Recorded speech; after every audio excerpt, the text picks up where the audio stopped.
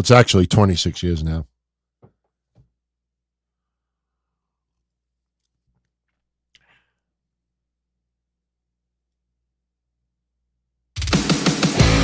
It's Saturday night. That means it's time for the Don Tony Show. The wait all week long is finally over. Get Don Tony's perspective on current affairs in the world of pro wrestling and much more. The Don Tony Show. And now your host, the man, the legend, Don Tony. Yes, one fall. It is Saturday night. I think in the United Kingdom and some other countries. Yeah, I have not updated those intros, but you know the deal. It is Saturday. Welcome, October 7th, 2023. The Don Tony Show is live. I tell you, we get these spurts of doing video. We do video on Saturday, Sunday, and Monday. Then we don't really do video until the following Saturday afterwards. So we might have to mix that up a little bit. But I am here. I hope everybody is having a great weekend. Here in New York, we got the freaking rain once again. We had some insane flooding a little over a week ago. And here for a second weekend in a row, the weather is just absolutely shitty. But it's okay. We have a lot to discuss in the world of pro wrestling. Fastlane is tonight. And then in a couple of days, we have, the updated war between WWE NXT and AEW Dynamite. I will get into a few things tonight, today, tomorrow, that a lot of people are not talking about. And, there's a lot more than just bragging rights, rating supremacy for one day. And believe me, when we talk about the rating that came in for Adam Copeland's AEW Dynamite debut, 800,000. And, immediately, the blame on the disappointing number is a DVR mishap. Now, I will tell you right off the bat, I know everything pretty much there is to know about ratings and Nielsen and everything else because I used to have an account. And I'm trying to get the account back so I can give you even DVR ratings in the future for some of these shows. But, I when we get into it a little bit later, I'll explain how much DVR really did affect this week's rating. But I'm also going to get into a few other things because some of the reaction, calling Adam Copeland's debut a fiasco because of a DVR mishap, is one of the most asinine things that I have read and heard in years. You do not base your personal enjoyment on anything based on a rating. There are many things out there. You look at the Academy Awards sometimes and you see some best pictures. And a lot of times the best pictures have a foreign name to it, or you watch the movie and like, this got an Academy Award? This sucks. But then I could be someone who thinks that Spaceballs is one of the greatest movies of all time and doesn't even get 60% on Rotten Tomatoes. If you enjoyed it, that's all that matters. And the fact that people actually have the audacity to say that Adam Copeland's debut was ruined, you know what they wanted? They wanted to be able to say, "Ha-ha! Adam Copeland topped CM Punk's debut in AEW." They needed a statistical number to orgasm off of. See, me, back when I was in my teenage and 20s, you got the nudie magazines. That's what you want to get off on. Then later on, you got, Pornhub and streaming media and, whatever else, the Pirate Bay. And that's how you get your jollies. Now, for some of these people, it's got to be a statistical number to get that orgasmic feeling. That fuck, I can't go over the top. My brain cannot explode off of the fact that Adam Copeland only got 800,000. Just really stupid, man. But we'll talk about ratings in a little bit. Right off the bat, because Fastlane is happening tonight, I just wanted to share something with you, just to give you an idea as far as how the gambling websites are treating Fastlane. So for those on audio only, no worries. I'm going to read it to you. We're not doing predictions. I did predictions with Kev on Tuesday. And believe me when I tell you, maybe Jade Cargill, maybe what we said about Jade does not happen tonight. But I think everything down to Jimmy and Jey Uso screwing each other over, that's the reason why the Judgment Day and the Bloodline formed an alliance yesterday. That's so to justify why the Judgment Day and the Bloodline would interact with each other during their matches at Fastlane. That's why it happened. And things will backfire on one side, not on both. The Judgment Day rules. Monday Night Raw. Judgment Day will probably prevail in more ways than one. Bloodline, not so much. But for those that are curious about the Las Vegas odds for Fastlane today, I'm going to give them to you right now. As of this moment, and two will probably surprise you as far as the odds go. For Shinsuke Nakamura, hold on, little technical. All right. For Shinsuke Nakamura, trying to win the WWE World Heavyweight Championship from Seth Rollins. Right now, Seth Rollins is the favorite at minus 440. I believe that means that you have to bet $440 to get back 100. And Shinsuke Nakamura is the underdog at plus 250, which would be you bet 100, you win 250. So now since you understand like what these numbers mean, we could continue. So that is your odds for Rollins versus Nakamura. Now we continue to, I believe, is this the Judgment Day? Yes, the Judgment Day defending the undisputed WWE Tag Team Championships. The betting odds for this match is Judgment Day to retain at minus 300 and Cody Rhodes and Jey Uso to win the belts at plus 200. Interesting that there is a better chance of the Judgment Day losing the belts than Rollins retaining. And there's enough of you out there that have said to me, DT, I think Nakamura is going to get it. I think they're going to do a storyline with Rollins having to take time off. And then maybe that leads to CM Punk's return, which we will talk about later because Fightful put a story up about CM Punk. Very, very good. And we're going to break down some of what they reported. And there's one major hurdle that CM Punk needs to overcome before WWE return is even possible.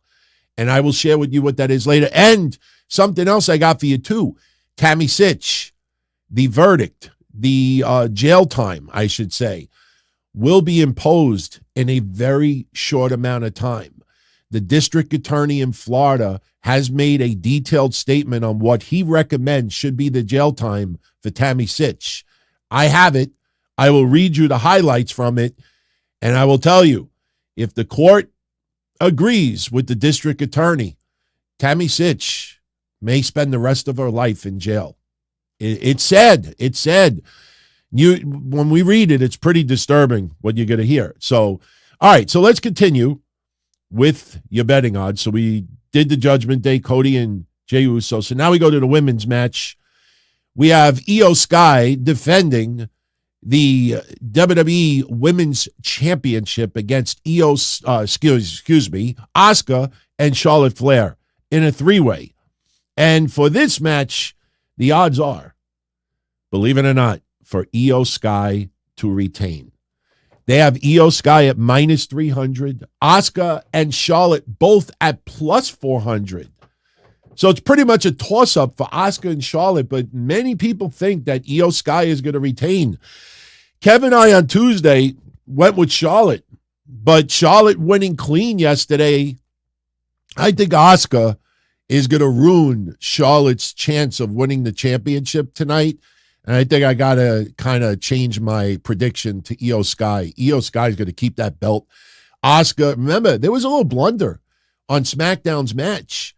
Why Asuka didn't go in the ring and kick Charlotte in the mouth or spit the green shit in the face last night. I don't get it. She just stood outside the ring playing with her tongue, George the Animal Steel style. And we went to, I think, a backstage segment with the Judgment Day. I'm like, Asuka, what are you doing? Why are you sitting there looking like a goof? So Asuka's going to screw Charlotte tonight. And yeah, it's going to backfire and Io Sky is going to retain. So I'm officially changing my prediction from Tuesday. I can. So that is your odds. Io Sky is the favorite to retain her championship. Next, we got, and I find this very interesting, the LWO taking on Bobby Lashley and the Street Profits. Now, if you missed SmackDown yesterday, what Kevin and I thought was going to happen did happen. And unfortunately, it's a trend that we've been talking about for a few months. You know, we like the LWO, but at the end of the day, Cruz del Toro and Joaquin Wilde, you know, they're nothing more. And listen, please do not get mad when I say it this way. It's not intended to hurt anybody's feelings. They are nothing more but a Latino version of the Singh brothers. They are very, very talented. And I like Joaquin Wilde and Cruz del Toro. But as far as a WWE, you know, like superstars and personalities, and you can just feel if WWE is truly giving a team a push. And honestly, I believe the only reason why they get as much exposure as they do is because the Latino World Order would look ridiculous if there was only two members outside of Zelina Vega. So when you have a faction of two is a tag team. So they have them in there, but if you really examine closely, they don't get, just like Gallows and Anderson, let's be honest, Gallows and Anderson for a very long time has been treated like shit by WWE Creative, but they're getting paid. And they say it to everyone, look, I'm getting paid. At the end of the day, I'm getting paid. And yeah, look, these guys are getting paid as well, but they got laid out from the Street Profits. So now we have a handicap match, but Rey Mysterio made a phone call yesterday. Now, obviously, he did not call Dragon Lee, as we talked about in the watch party, because Dragon Lee was in the building. All he had to do was just open the door. So he made a phone call, and I wrote it last night on social media, and a lot of you said the same thing. We all were thinking alike. The phone call is likely to be to Carlito. Carlito will finally make his WWE return as a regular wrestler, and we all believe that Carlito will be in the match tonight with Santos Escobar and Rey Mysterio versus the Street Profits and Bobby Lashley. However, I get this strange feeling that Carlito may turn on Santos Escobar and Rey Mysterio. I ain't a fill-in for nobody. I don't know. I just don't see him as a new member of the LWO. I think Carlito versus Rey Mysterio is money. I think Carlito versus Santos Escobar is money. Carlito alongside them, I'm not feeling that. So I think Carlito is going to cause the Latino World Order to lose. Now, as far as odds go, betting odds, well, you curious what the betting odds are right now? A lot of people may be surprised at this.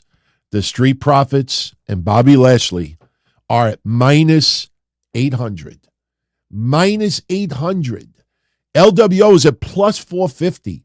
So far, I mean, the betting odds, Lashley and the Street Profits is the most safest bet you could make that they are going to win this match. I honestly thought the numbers were going to change. I honestly was going to predict the LWO.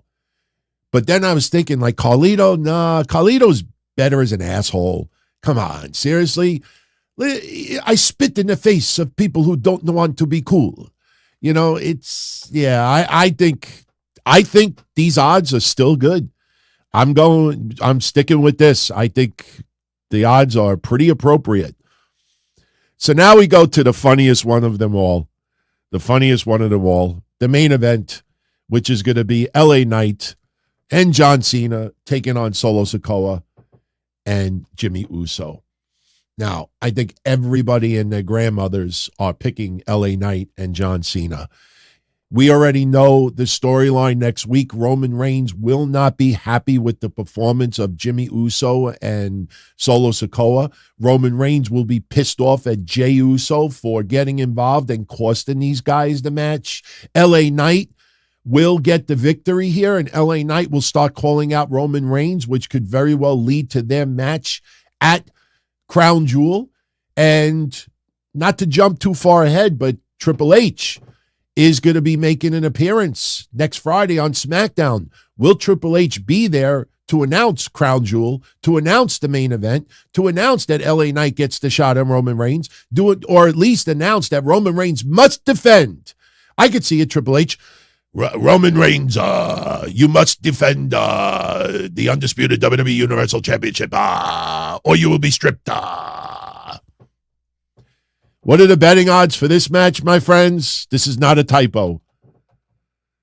John Cena and LA Knight, you would have to bet $5,000 to get back 100. If I had Tony Khan money, I would do it just to show everyone my betting slip. See, so I'm going to be like, you see, I'm going to go against the odds. You bet 1,000. You bet 100 on the Bloodline to get back 1,000. So everybody and their mother also believes John Cena and LA Knight will be victorious. Victorious. Wasn't that a Duran Duran song back in the day? All right. As we were talking about the Vegas odds, we obviously, hit a couple of birds with one stone. And we already talked about the Judgment Day and the Bloodline forming an alliance last night on SmackDown. Rhea Ripley, she wants to form the alliance, and Paul Heyman says that Roman Reigns has got to give the approval. And early in the night, she tells Paul Heyman, acknowledge me, Paul, acknowledge me. Felt like a little sexual tension in the air, but I liked the segment. But later in the night, they shake hands, approved.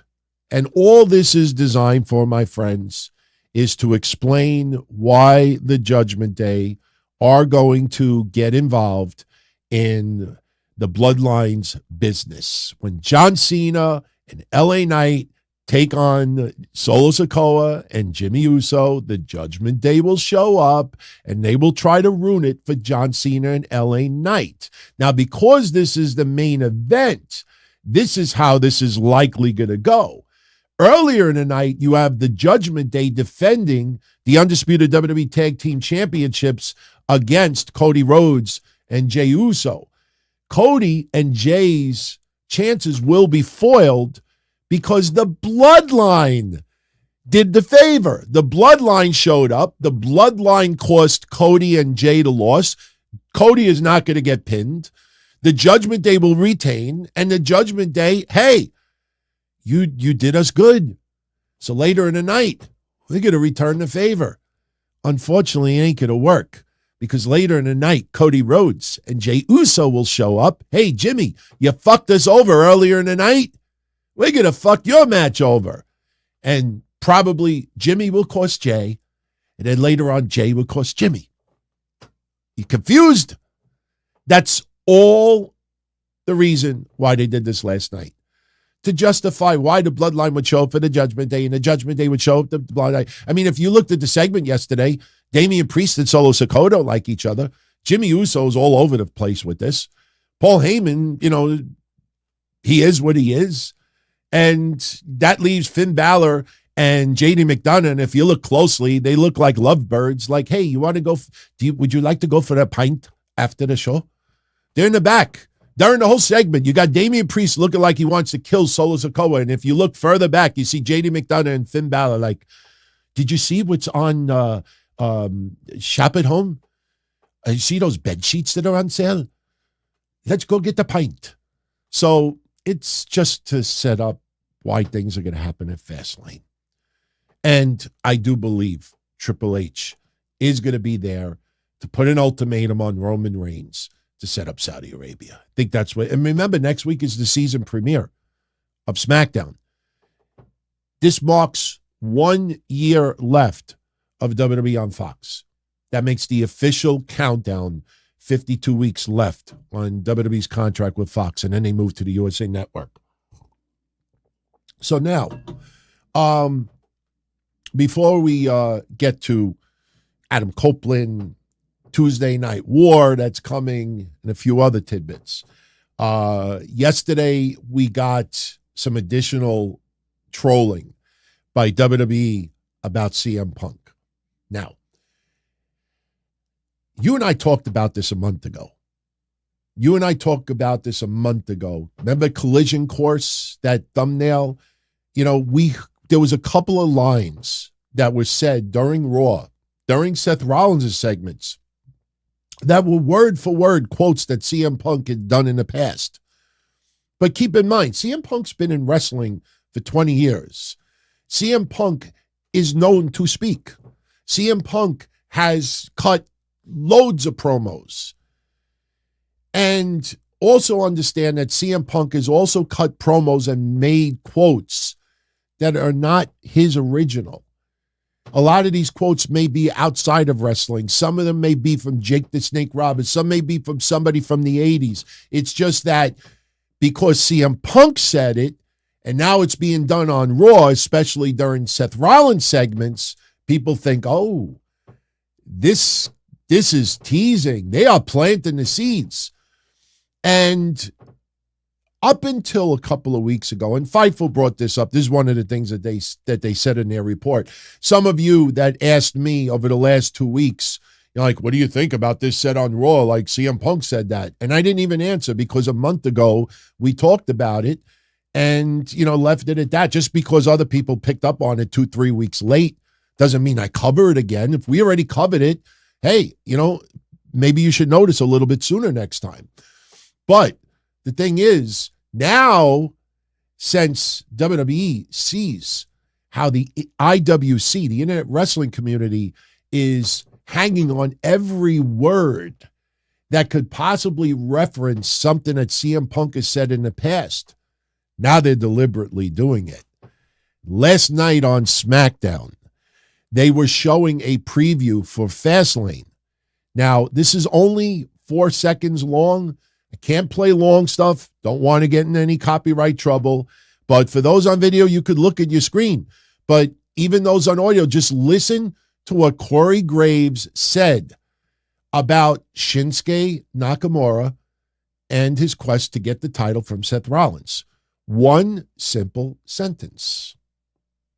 Now, for dramatic purposes, we got to put CM Punk on the screen for this one, because that was the night that CM Punk made this quote, said this quote in Ring of Honor.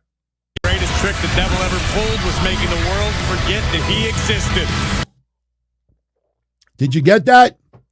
Did you get that? The greatest trick the devil ever pulled was making the world forget. Yeah, let's do it one more time. Let's do it one more time. Hang on a second. Yeah. We'll put this here, and then we'll put this here. The greatest trick the devil ever pulled was making the world forget that he existed. That is a quote that CM Punk said back in his Ring of Honor days. And that was done on SmackDown yesterday during a Seth Rollins segment. And everybody is like, they're doing it again. They're doing it again. Yeah, they're doing it again. Do you remember when Pat McAfee, I don't remember exactly what he did. I know what it was. Remember last year when everybody said that WWE was going TV 14? That tomorrow, Raw, TV 14 is officially back, the end of the PG era.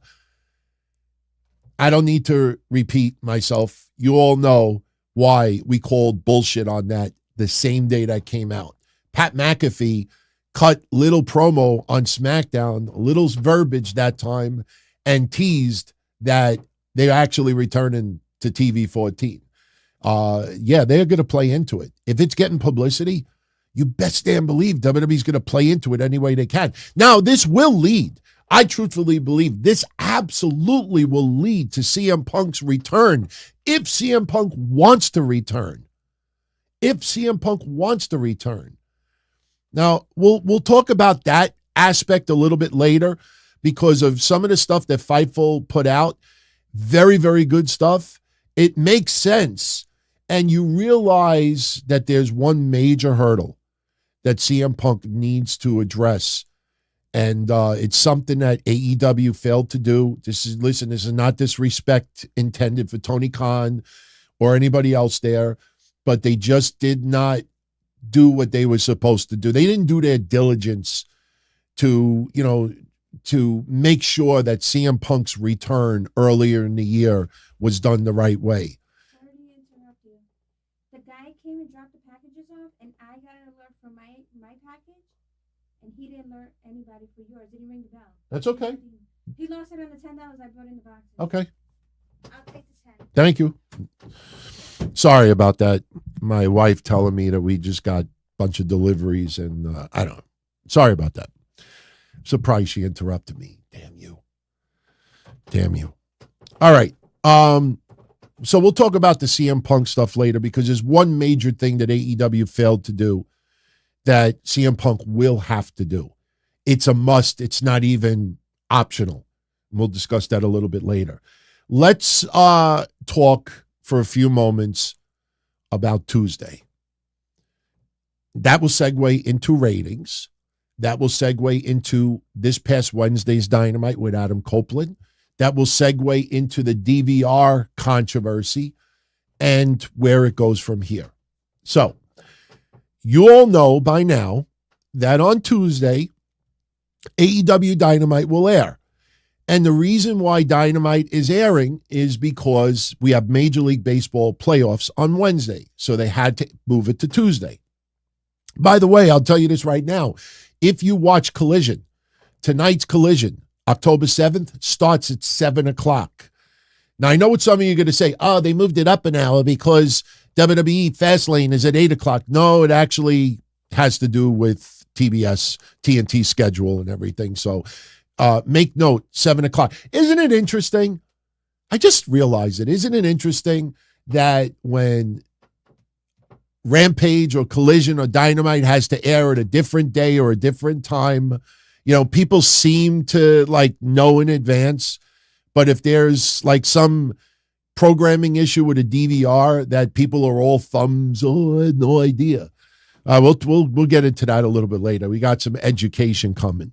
But Tuesday, Dynamite is going up head-to-head with NXT. NXT has been on a roll. NXT is doing exactly what you and I talked about for the last 3 years. Going back 3 years ago, that you should have WWE stars from the main roster show up from time to time. You don't, not 100% of the TV show does not have to contain only up-and-coming wrestlers who are still trying to find their way, or maybe people who need to regain something that they lost. Having someone from the main roster, it's a growing experience. It's education. It's to see how they move, how they talk, how they behave, how they go about things, their mannerisms, the way they talk, the way they walk, everything about it. And listen, I don't find fault in a lot of fans out there who are younger, but you look back at the OVW days and you look back at Heartland, you look at others, even, when you had other territories and you brought some legends in once in a while, it's, to enhance your product, but it's also to sometimes try to get a vibe as to where people are in the food chain. The Becky Lynch, Tiffany Stratton example is one of the most beautiful examples of this. And on the surface, you had a lot of goofs out there. Oh, how could you take the belt off of Tiffany Stratton? Becky Lynch don't need that. Look what you did. You took a whole years of progress and flushed it down the toilet. How do you do that? Becky Lynch is pushing Tiffany Stratton to her current limits, and Tiffany Stratton is answering. And if she can hang at house shows, maybe not on the same level as Becky, it's not expected. But this is a learning experience. When Dolph Ziggler showed up and won the NXT championship off of Braun Breaker, how the fuck could you do that to Braun? The fuck, Dolph Ziggler? What the fuck he doing right now? He ain't even doing nothing with Bobby Roode. What the fuck he did? The whole storyline was Braun Breaker, still, doesn't have it all. It's still rookie mistake. Took his eye off the ball. Dolph Ziggler grabbed it because Dolph Ziggler is a professional. He's main roster. Braun Breaker, you may think he's ready for the main roster. Put the title on him. Make him main event WrestleMania. But you know what? Dolph Ziggler exposed a weakness in Braun Breaker. And after everything was said and done, Braun Breaker is 1,000 times better from it. That might be a little exaggeration. But NXT having, some wrestlers from the main roster on is a great thing. It helps everybody. Tuesday, though, John Cena, the Judgment Day, ASUKA, Paul Heyman, and am I leaving Cody Rhodes? And yesterday, we found out another person will be appearing. Yesterday, we had a commercial. Twice they did it. And they were advertising this Tuesday's NXT. And as soon as the plug for Tuesday's NXT finished, just a little soundbite, we heard this.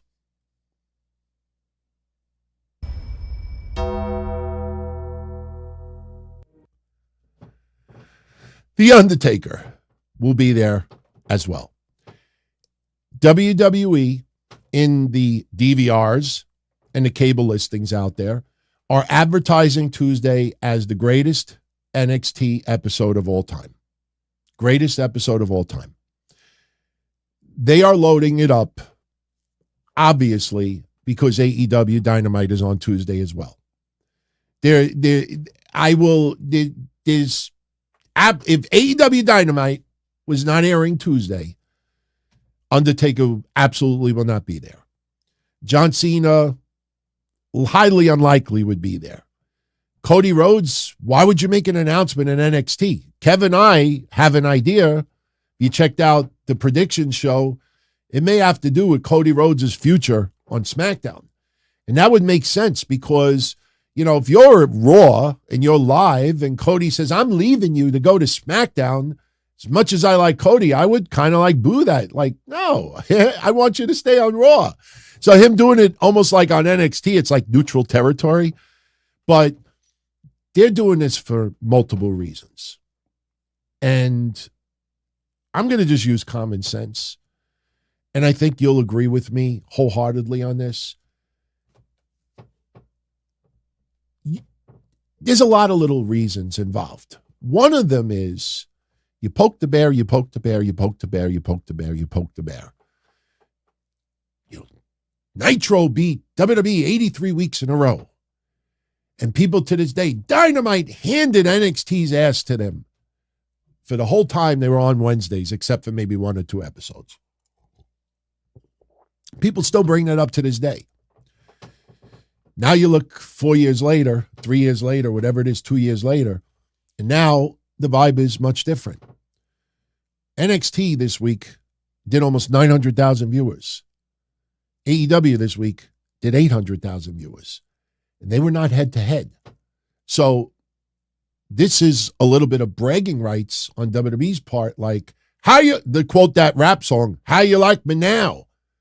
How you like me now? So this is to absolutely for bragging rights. WWE brags about everything that is positive, especially when it comes to stats. Sure, they're not going to publicly acknowledge that they beat AEW on Tuesday, but they will do it in a way that NXT was the most watched show on cable Tuesday night. That's their way of saying, fuck you. For all the people out there that like to rub the AEW Dynamite ratings in our face, fuck you. Oh, this week remember what people said last week? This week is going to be the week that Dynamite is going to pass Raw in the ratings, at least in the 18 to 49 demographic. Goes what I said earlier. People claiming that Adam Copeland's debut was a fiasco. That's the word they use, fiasco, because of a DVR mishap. That just goes to show you that for a lot of people out there, it's not about just enjoying it, taking it in, being a wrestling fan and just having a great time and, enjoying memories. No, it's about anger, revenge, jealousy, ego, rubbing it in other people's faces, taking a number, and because you got this number, then I could use that and brag. I mean, you look at some people on social media, The Rock and Austin Theory get 150 million views on YouTube. All right? Big deal. Absolutely. Nobody brings up how much ad revenue WWE got off of that as well. That's something that you'd be shocked to find out. But now, what do you see?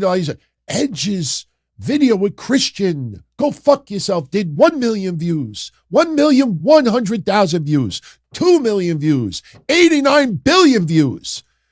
Yeah, enjoy it.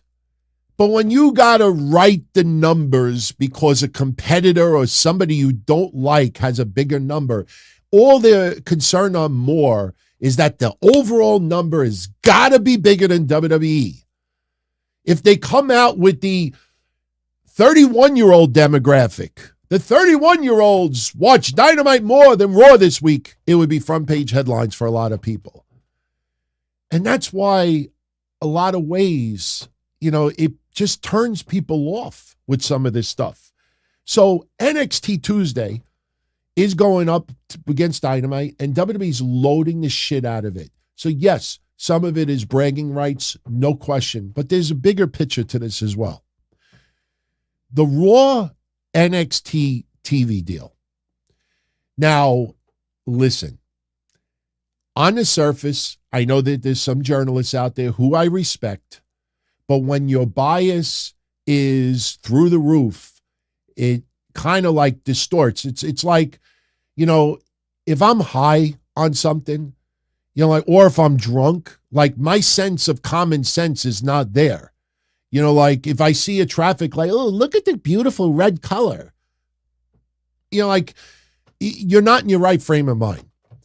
And I saw some journalists who I respect and podcasters who said, if you think that they're stacking it up for the TV deal, you got to be out of your fucking mind. No, I'll tell you the reason why. You want to know why? I'll tell you why. And this is right. Because SmackDown inked $287 million for USA Network.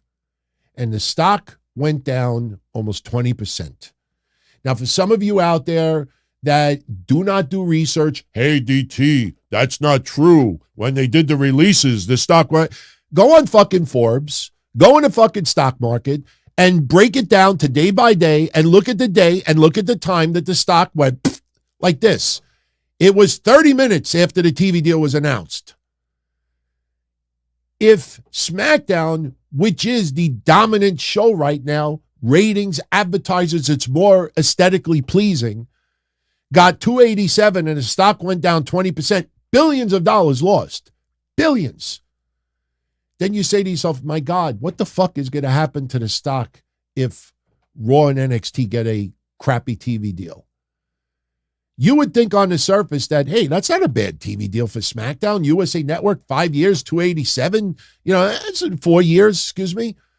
So the reason why this has everything to do about a TV deal is because NXT is already on a roll. It's not, hey, if you want to go out on a date with me, my 11-year-old pain in the ass sister that smells like shit has got to come with us too. You know what I mean? Like, it's NXT is not the bastard child or the third person that has to tag along. NXT is showing that their product has dramatically improved, and the viewership, and the interest, and look at the stars it's creating. So they are showing that Raw and NXT as a package is a lot more attractive than what it was 4 years ago. Absolutely. Here's something else.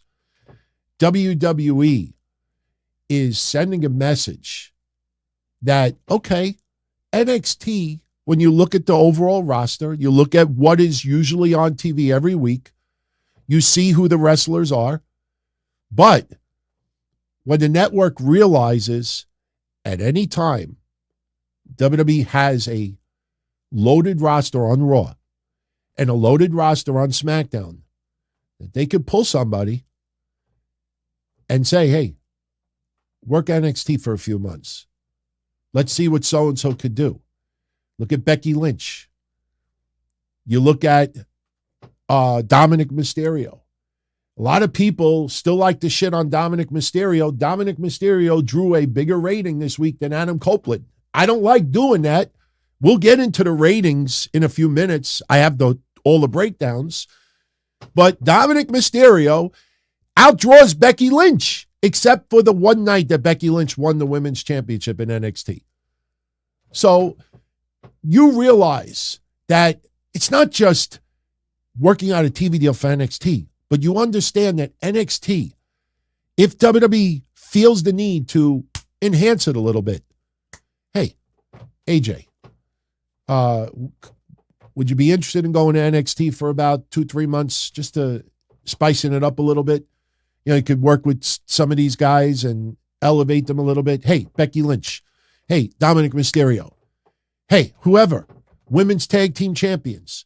They have, 100 wrestlers that they can just send to NXT who may not have a big storyline right now. Sheamus. You look at Pete Dunne. Butch. Butch is there right now. So now when you realize NXT can have Raw and SmackDown stars on to help enhance the brand, it makes it more appealing. Tuesday will be an asterisk because you're not going to have Paul Heyman and John Cena and Cody Rhodes and Becky Lynch and the Judgment Day and the Undertaker on NXT again in the near future. But for that Tuesday night, they're sending a message, not just to AEW, they're sending a message to networks out there that NXT is not just about the developmental. If needed, we can add and enhance and put other people, and there's something else. There is something else. I originally had it in the title for today's show, but you can only write so many words. There is a lot of rumors behind the scenes that NXT could return to Wednesday nights. Absolutely. You know, one of the problems with Raw on Mondays is not only that third hour, but the NFL kicks their ass right now. Yes, the NFL's gone up against Raw for 30 years, but now it kicks their ass a hell of a lot more because NFL over the last bunch of years has become more appealing to watch live than WWE. You know, when you talk about DVR, I don't name drop this guy all that much. I'm not really a fan of his. But in case you want to Google it, you'll get a kick out of it. If you want to learn a little bit about DVR, you could Google it, read some articles about Nielsen and how DVR numbers are computed. When we get into it a little bit later, you'll understand why a lot of the DVR hype about AEW was bullshit. But 4 years ago, a little over 4 years ago, a wrestling journalist by the name of David Bixenspan, a lot of you know who that is, he actually wrote an article a little over 4 years ago about WWE and DVR, and actually was pointing out that the WWE is not really big on DVR numbers. Their DVR numbers are not impressive. They don't make the top 25. Now let that sink in a little bit. Raw is consistently in the top 3, top 5 for the night, right? Outside of major sporting events and maybe some, big news stories. But WWE normally top 5. But yet, when it comes to DVR for the night, they're not even the top 25.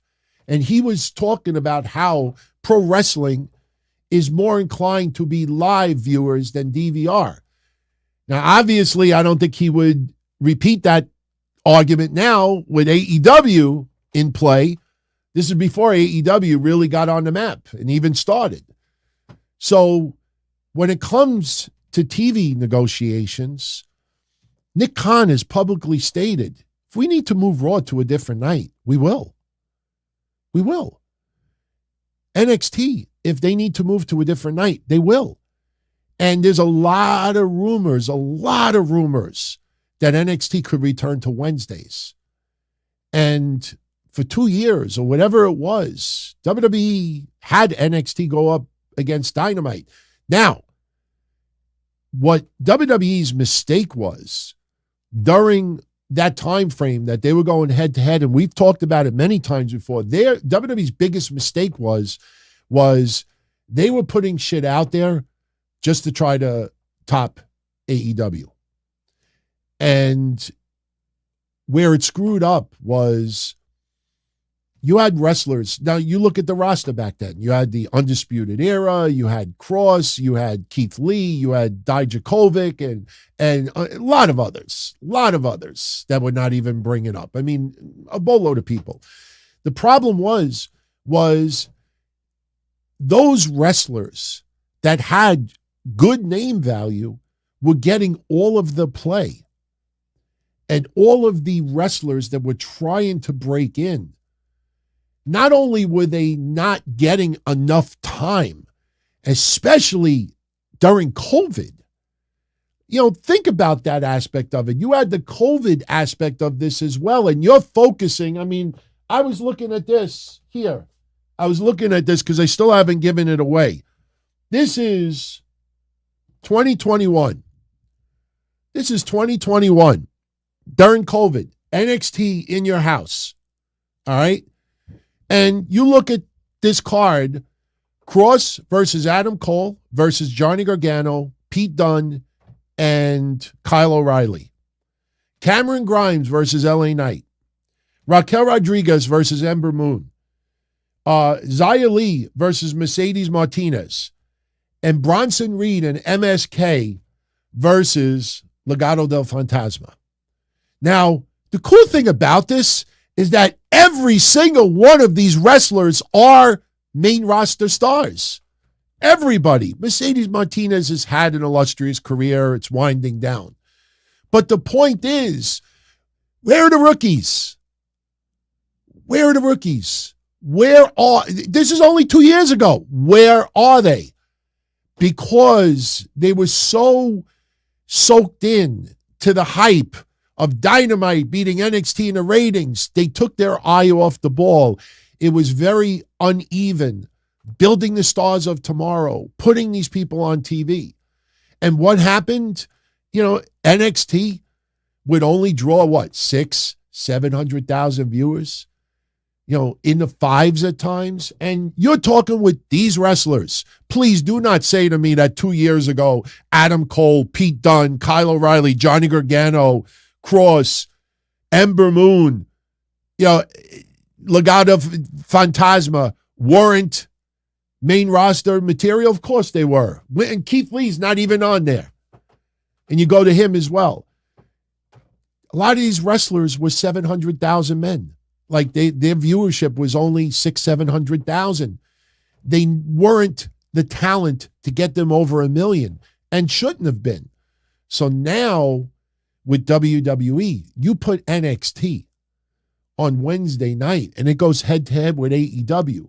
Now you have a little bit more of a balance. You have young stars like Lola Vice and others who right before your very eyes are turning into stars. And it's fun to watch some people develop and grow. Tony D'Angelo. I mean, the storyline he's in right now is kind of Shangada, but Tony D'Angelo, when he first came in, you know, people were photoshopping the championship belt on him the first night he showed up, not even realizing the guy didn't even have 20 matches under his belt. You look at Trick Williams. You know, people how could you do that to Trick Williams? What the fuck you put the belt on him for? There's a bigger storyline involved. You just don't watch NXT on a weekly basis. He's got a feud with Carmelo Hayes.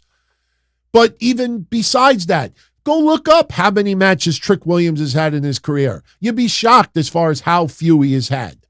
So the thing is, you're seeing future develop right before your very eyes, and you're also getting established big stars.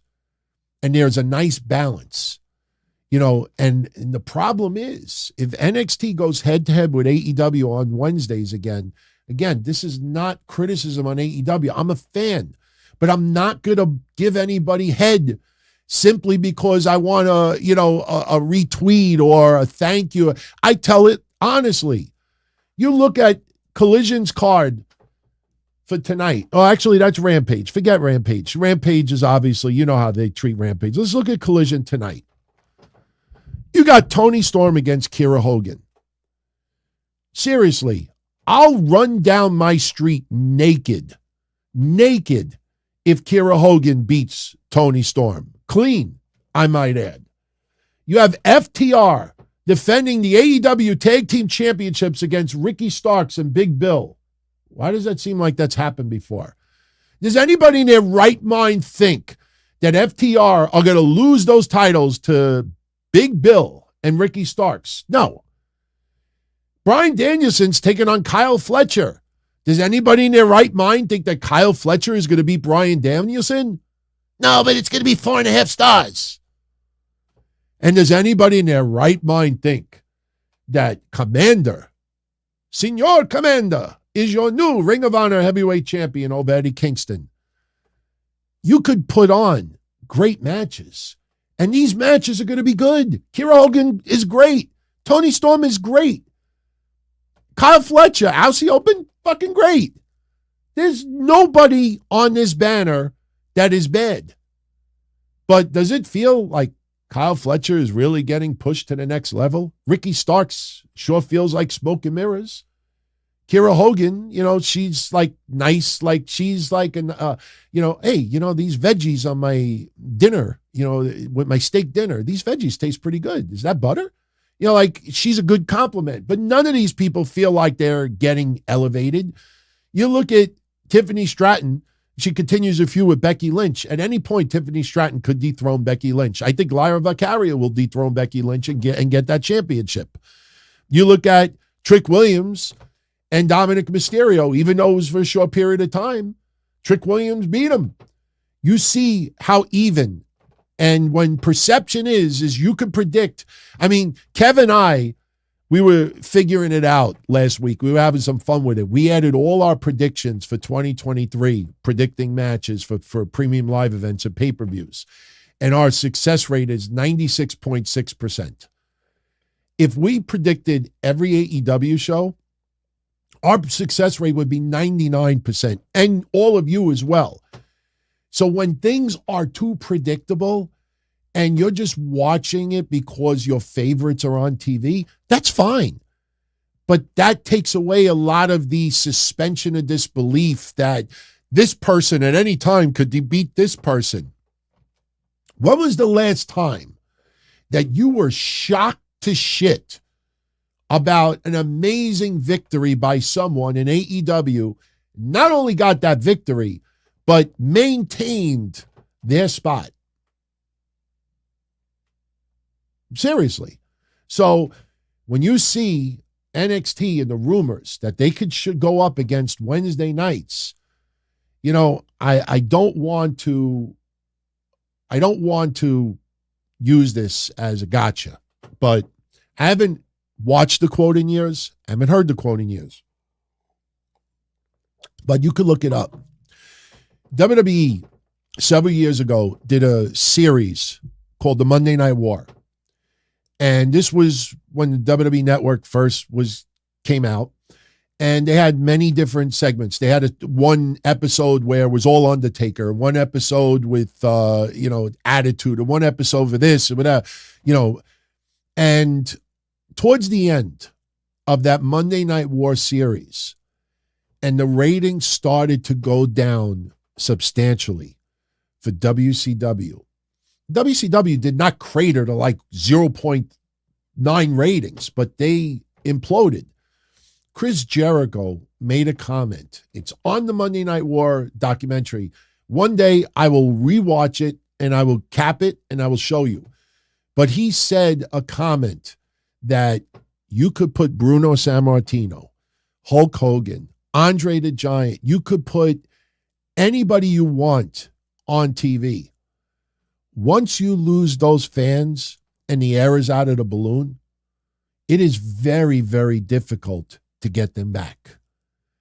And that's why, you have to hype up like WrestleMania quality, or that might be an exaggeration, pay-per-view quality type Dynamites, Grand Slam this. Let that sink in. Last week's Rampage, that was 1 hour long.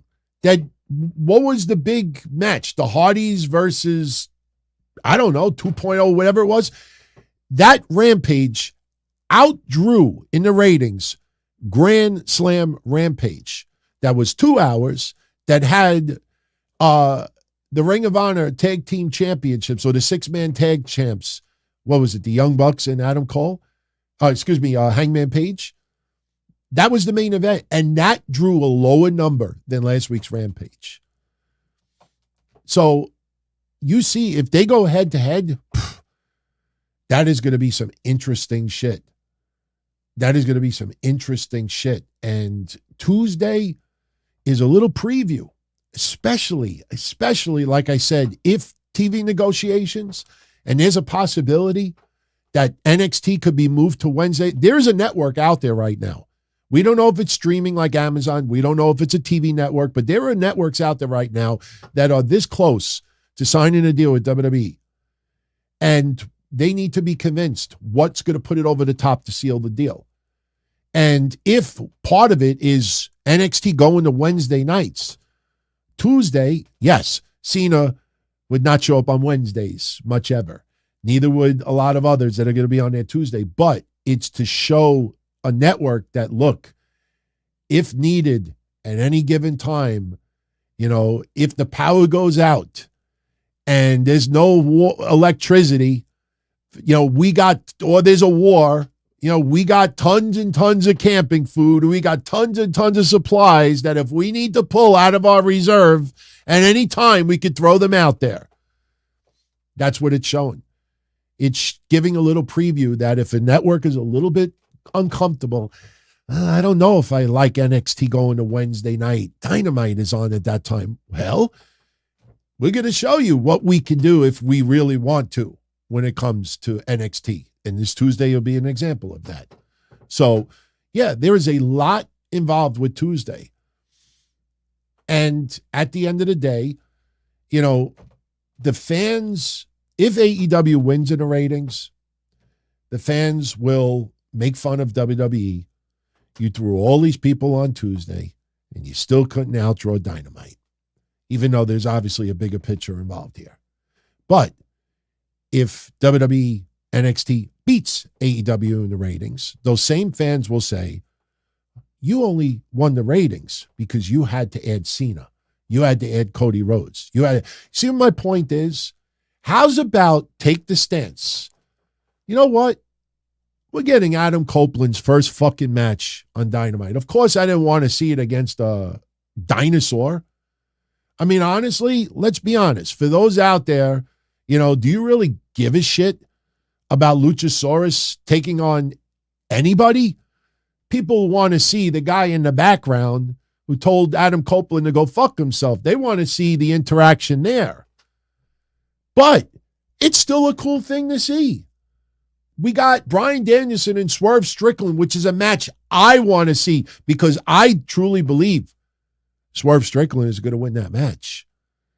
I think he's going to win that match because it's now a number one contendership for a TNT champion. Oh, the TNT championship. Gee, didn't we have that conversation 2 weeks ago? I want to see Swerve with a title that says AEW on it, not a TV network, not a fucking promotion that only drew 600 on average, not some Japanese or Puerto Rican promotion. I want to see him have an AEW championship. And don't say, well, you had it with Keith Lee. I want to see him with an AEW championship. Taking on, but you know what? For the time being, I'll take it. I'll take it. If that's Swerve Strickland's ceiling in AEW right now, I'll take it. My point is, you're going to get Cody on NXT. We watch Cody on Mondays. Isn't it going to be funny that NXT's rating could actually top Raw? Isn't it funny? Look, do I think it's going to top Raw? No. But it could. There's going to be quarters in NXT that are going to be higher than some quarters on Raw. Absolutely, I'll make that prediction right now. But we already see Cody on WWE television. Why is it surreal that he's in Florida for NXT? It's all WWE. Undertaker we haven't seen in a while. Carmelo Hayes in the corner, John Cena in the corner of Carmelo Hayes is fun. Paul Heyman teasing that he's a Braun Breaker, he's going to manage him for a night. That's cool. Because I think all of us would love to see Braun Breaker become a Paul Heyman guy. Just enjoy Tuesday. That's my honest answer. I'm curious. I'm very intrigued. Who wins the ratings Tuesday? Absolutely. I'm curious. But it's not bragging one way or the other. Whether AEW wins in the ratings or NXT wins in the ratings. I want good shit. We're getting extra. You know how I could compare this? Just please let me share with you a very personal story of mine, something that is very warm to my childhood, and some of the reason why I have more chins in a Chinese restaurant, that I have a couple of extra rolls in the stomach. When I was a kid in the 70s, my father worked 3 jobs to support us. There were many, many days that I did not see my father at all during the day. He would leave the house at 6 a.m. to go to the market to buy, cases of whatever he's got to buy for his grocery store. And then he would close the grocery store at like 7, 8 o'clock at night. And by then I would be in bed and he would come home and he would eat his whatever my mom made him for dinner. And he'd go upstairs, take a bath and go to bed. There would be days I never saw him.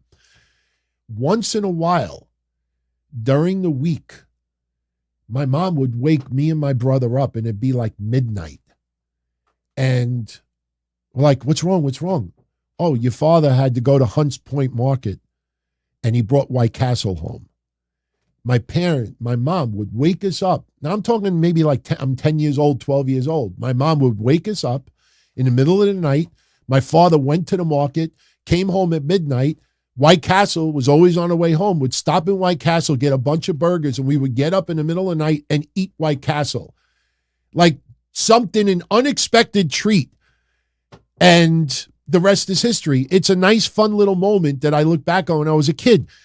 Tuesday is like waking up in the middle of the night, and you got like White Castle waiting for you. If you want to get a little bit more adult, it's like waking up in the middle of the night and your significant other is giving you a hand job. And it feels good. Just enjoy it. Just enjoy it. And I'm not trying to be this uber positive. I don't write those tweets where I got to write amazing, unbelievable in capital letters and now bold print and italics and everything else. Just enjoy it. Seriously. Because there are going to be so many wackos on Wednesday that are going to trash and make excuses. And, there's a weirdness factor attached to it. So, okay. Let's talk about the ratings a little bit. What happened this week with Dynamite and NXT? Very quickly. Let's get into first. Let's see. I will get into first. Should I do Dynamite? I think we should do Dynamite first because that's the one I think everybody wants to focus on. Yeah, let me do Dynamite first. I had to load my account to get my info. Okay. So Dynamite this week did 800,000 viewers. Now, what is very interesting about it, fuck the DVR stuff right now. We'll talk about DVR later. What's very interesting about it is that Edge, Adam Copeland, and his segment with Christian Cage only drew 2,000 viewers more than MJF and Jay White. Think about that. They only drew 2,000 viewers more. It's not about overall DVR numbers, how many people got skewed. Only 2,000 fans more watched Christian Cage and Adam Copeland than they did MJF and Jay White. That's not a bad or a good, but it's very interesting that if I think this is my honest take on this, for a lot of older fans like me that have seen everything that Adam Copeland has ever done in his career, reuniting with Christian Cage is definitely something that I always wanted to see. And we're getting an opportunity to do so right now. But I'm being honest with you. As not a podcaster right now, not anything, but just a wrestling fan. I see the half-assed job that AEW does a lot with their storylines. You know, Keith Lee and Swerve Strickland are still feuding from 19 years ago. Hangman Page, that storyline, 3 years it took for him to rejoin the Elite. Oh, that's all storyline. No, it's because somebody shows up and then they don't show up for 2 weeks and then they get back and then they do this. In fact, I got news for you. I wonder if Adam Copeland will even be live tonight at Collision. If you look at the banner closely, the banner says, Adam Copeland responds to Christian Cage. We don't know if he's going to be there live or it's going to be a taped backstage segment. You know, so my point is, you know, okay, he's going to respond to Christian Cage. All right. And he's going to say a couple of words. And then based on AEW, maybe somebody else shows up and interrupts him. Like, you know that this is not going to lead. There's no pay-per-view coming up either. Adam Copeland, if he has a match with Christian Cage again, is likely going to be for pay-per-view. And we know that there's nothing on the horizon. So this is going to tread water and it's going to be milked. It's going to be so milked so hard that even my nipples hurt. So, you know, it doesn't feel as intriguing. That moment on Wednesday was cool. Just like the moment was when they hugged in the Royal Rumble. That was cool. But is that going to be, oh my God, I got to start watching Dynamite on a weekly basis? I don't know. I don't know. And the fact that MJF is there week after week after week, there's so much potential with MJF. There's so much unknown what MJF can go beyond. He's not even close to his peak yet. It's amazing what he will do if he stays on that path. For Adam Copeland, though, it feels more nostalgia. Do I want to see him versus Luchasaurus? No. Do I want to see him versus Kip Sabian? You fucking kidding me? Do I want to see him against Adam Cole once he's healed? Yeah. Do I want to see him against Swerve Strickland? Yeah, I get a kick out of that. There's enough matches I would want him to see. I don't want to see matches just to see matches. You know, I already know what he can do. So MJF, he is the star. He is the number one guy in that company. And he almost topped Adam Copeland this week in the ratings. Say what you want about DVR numbers. Even if there was no DVR problem, only 2,000 fans more watched Adam Copeland over MJF. The high point of the night was Adam Copeland and Christian Cage. It did 851,000 viewers. And by the way, that was the overrun. You want to take away the overrun? MJF drew higher numbers than Adam Copeland. MJF drew 850,000 viewers. Adam Copeland drew 810. Take away the overrun. The only reason why I'm not taking away the overrun is because it did go longer than 2 minutes. So if you average it out together, it does squeak out MJF a little bit. But if you take away that overrun, MJF outdrew Adam Copeland. I'll go one step further. The quarter before Adam Copeland came out, that was Tony Storm versus Sky Blue. Remember that? They only increased their viewership by 12,000. So if you thought fans were waiting to the very end to see what Adam Copeland and Christian Cage were going to do, the viewership only went up 12,000. Doesn't matter if it's DVR or not DVR. The people who were able to. So what are you saying? That 90% of the DVR people that couldn't watch wanted to see Adam Copeland more than MJF? What the fuck does that even mean? At the end of the day, if you saw these numbers without knowing who was on where, you would have been like, Adam Copeland was on this show? It was very disappointing. So the high point, if you take away the overrun, the high point was MJF and Jay White. The low point was Billy Gunn and the Acclaimed versus Kip Sabian, the Butcher, and the Blade. My friends, you know on Monday nights we do a whole deep dive into the ratings. I love the Acclaimed, and I'm obviously a hardcore fan of Billy Gunn over the years. They at least 75% of the time are the lowest quarters of AEW. I don't know why that is. And they're trios champions on top of it. They are consistently the lowest of the quarters. So that was your high and your low points. Everything else, if there's any positive to take out of these ratings, is that outside of the acclaimed Billy Gunn quarter, they were consistent throughout the night. They were around 780 to 810. You kept your viewers the whole night. So believe me, you didn't have a whole bunch of DVR people that were halfway through the show. The fuck? My DVR didn't work. Let me fucking throw it on. You didn't see any big surge because DVR numbers don't factor into these ratings. And just to clear it up right now as far as DVRs go, without getting into real technical shit, take note of all of the places out there who used to tell you how many DVR recordings were done for AEW in the past or for WWE in the past. Take note that nobody brings up DVR ratings anymore. And the reason why they don't bring it up is because the numbers are non-existent. There's a very, very small number of people. And I'll go one step further. For those who don't understand, when advertisers work out deals, remember I always said that live TV is why the advertisers deal for? They don't want to see fans watch clips on YouTube of AEW or WWE. They want the fans to watch live when their commercials are on. When you DVR wrestling, you could skip through the commercials. So DVR, yeah, you record it, but I will say 2 points.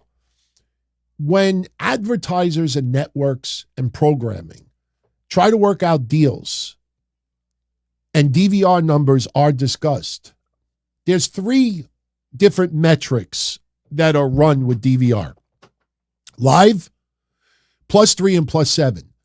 What that means is when you get DVR numbers, they get the live, who watched while it was live, who watched up to 3 days after the show was recorded, and 7 days after.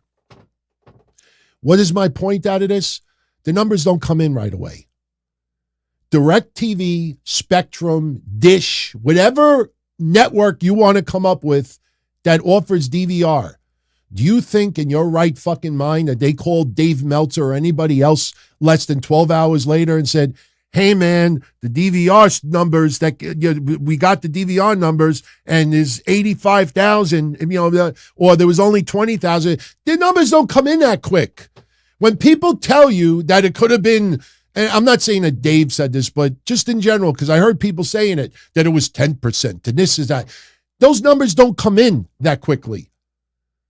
And you're not going to do it simply because it's wrestling. What was it? Zap to it or TV by the numbers, whatever company went out of business this year. The first words out of their mouth is, we're not going to miss wrestling fans. They're the wackiest, weirdest people alive. Fucking annoy the shit out of us. I need the demo. It's like Saraya said the other day. The IWC are the biggest haters of wrestling. Like the biggest wrestling fans are the biggest haters of wrestling. It's just weird. The weirdness fact. These DVR numbers don't come in that quickly. Here's another thing. When they compute DVR recordings, this is the most important aspect of everything about this Wednesday.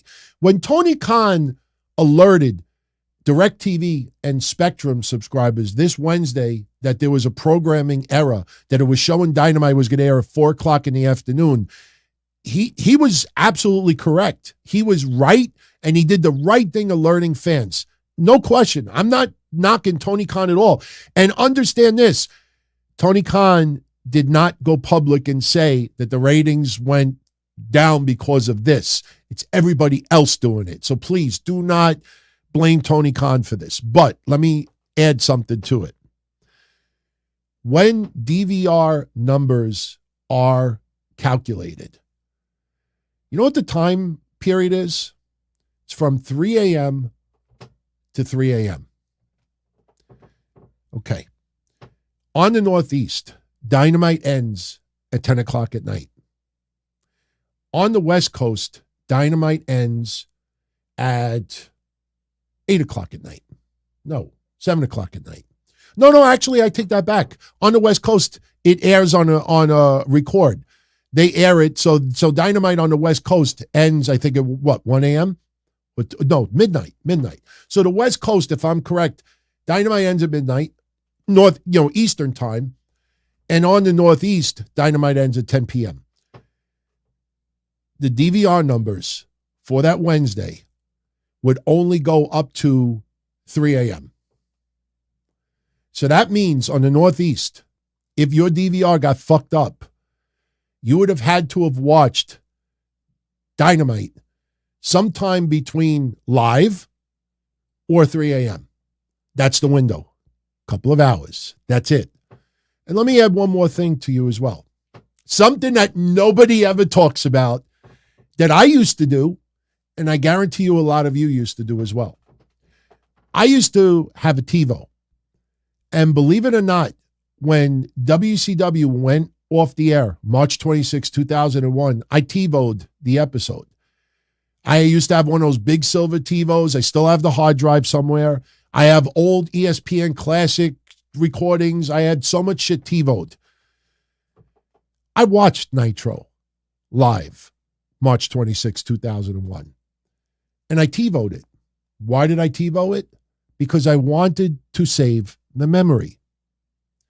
When you hear DVR recordings, what about the people out there who are factored in Nielsen, who watch it live, but also DVR it? If I DVR Dynamite, but I'm watching it live, and I'm part of Nielsen, I get counted twice. I watched it live, and I recorded it. So when you have certain journalists out there that actually think within 12 hours that they know that 10% of the DVR people who usually DVR it didn't watch it, had the wrong date, they are 100% full of shit. But the radical out there who want to believe it to justify it because that number had to be a bigger number than CM Punk's debut. Adam Copeland is not going to debut on Dynamite again. When you debut, you get one shot. That's what a debut is. So now we have to wait for the next big superstar to make their AEW debut and hope that that one beats CM Punk. There's a lot of CM Punk's haters out there that needed Adam Copeland's AEW debut. At minimum, the quarter hour.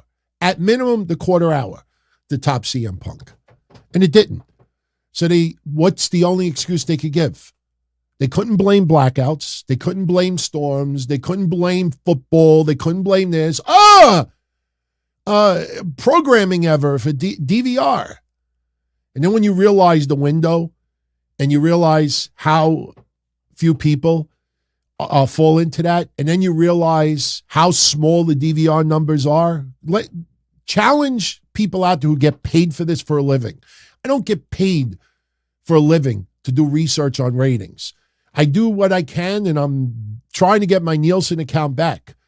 But the people who get paid to do this for a living, challenge them to get you the DVR numbers. And if they tell you we can't, we don't have access to it, we have access to everything else, but we don't have access to DVR, well, why not? You were first to tell everybody within 12 hours that 10% of the viewership dropped because of DVR. Where did you get that from? A fortune cookie? Challenge people to give you the specific numbers for the DVR streams for Raw, SmackDown, NXT, and Dynamite. Rampage, Collision, whatever you want. And see what you kind of response you get. You'll get ignored. You'll get blocked. You'll get a bullshit answer.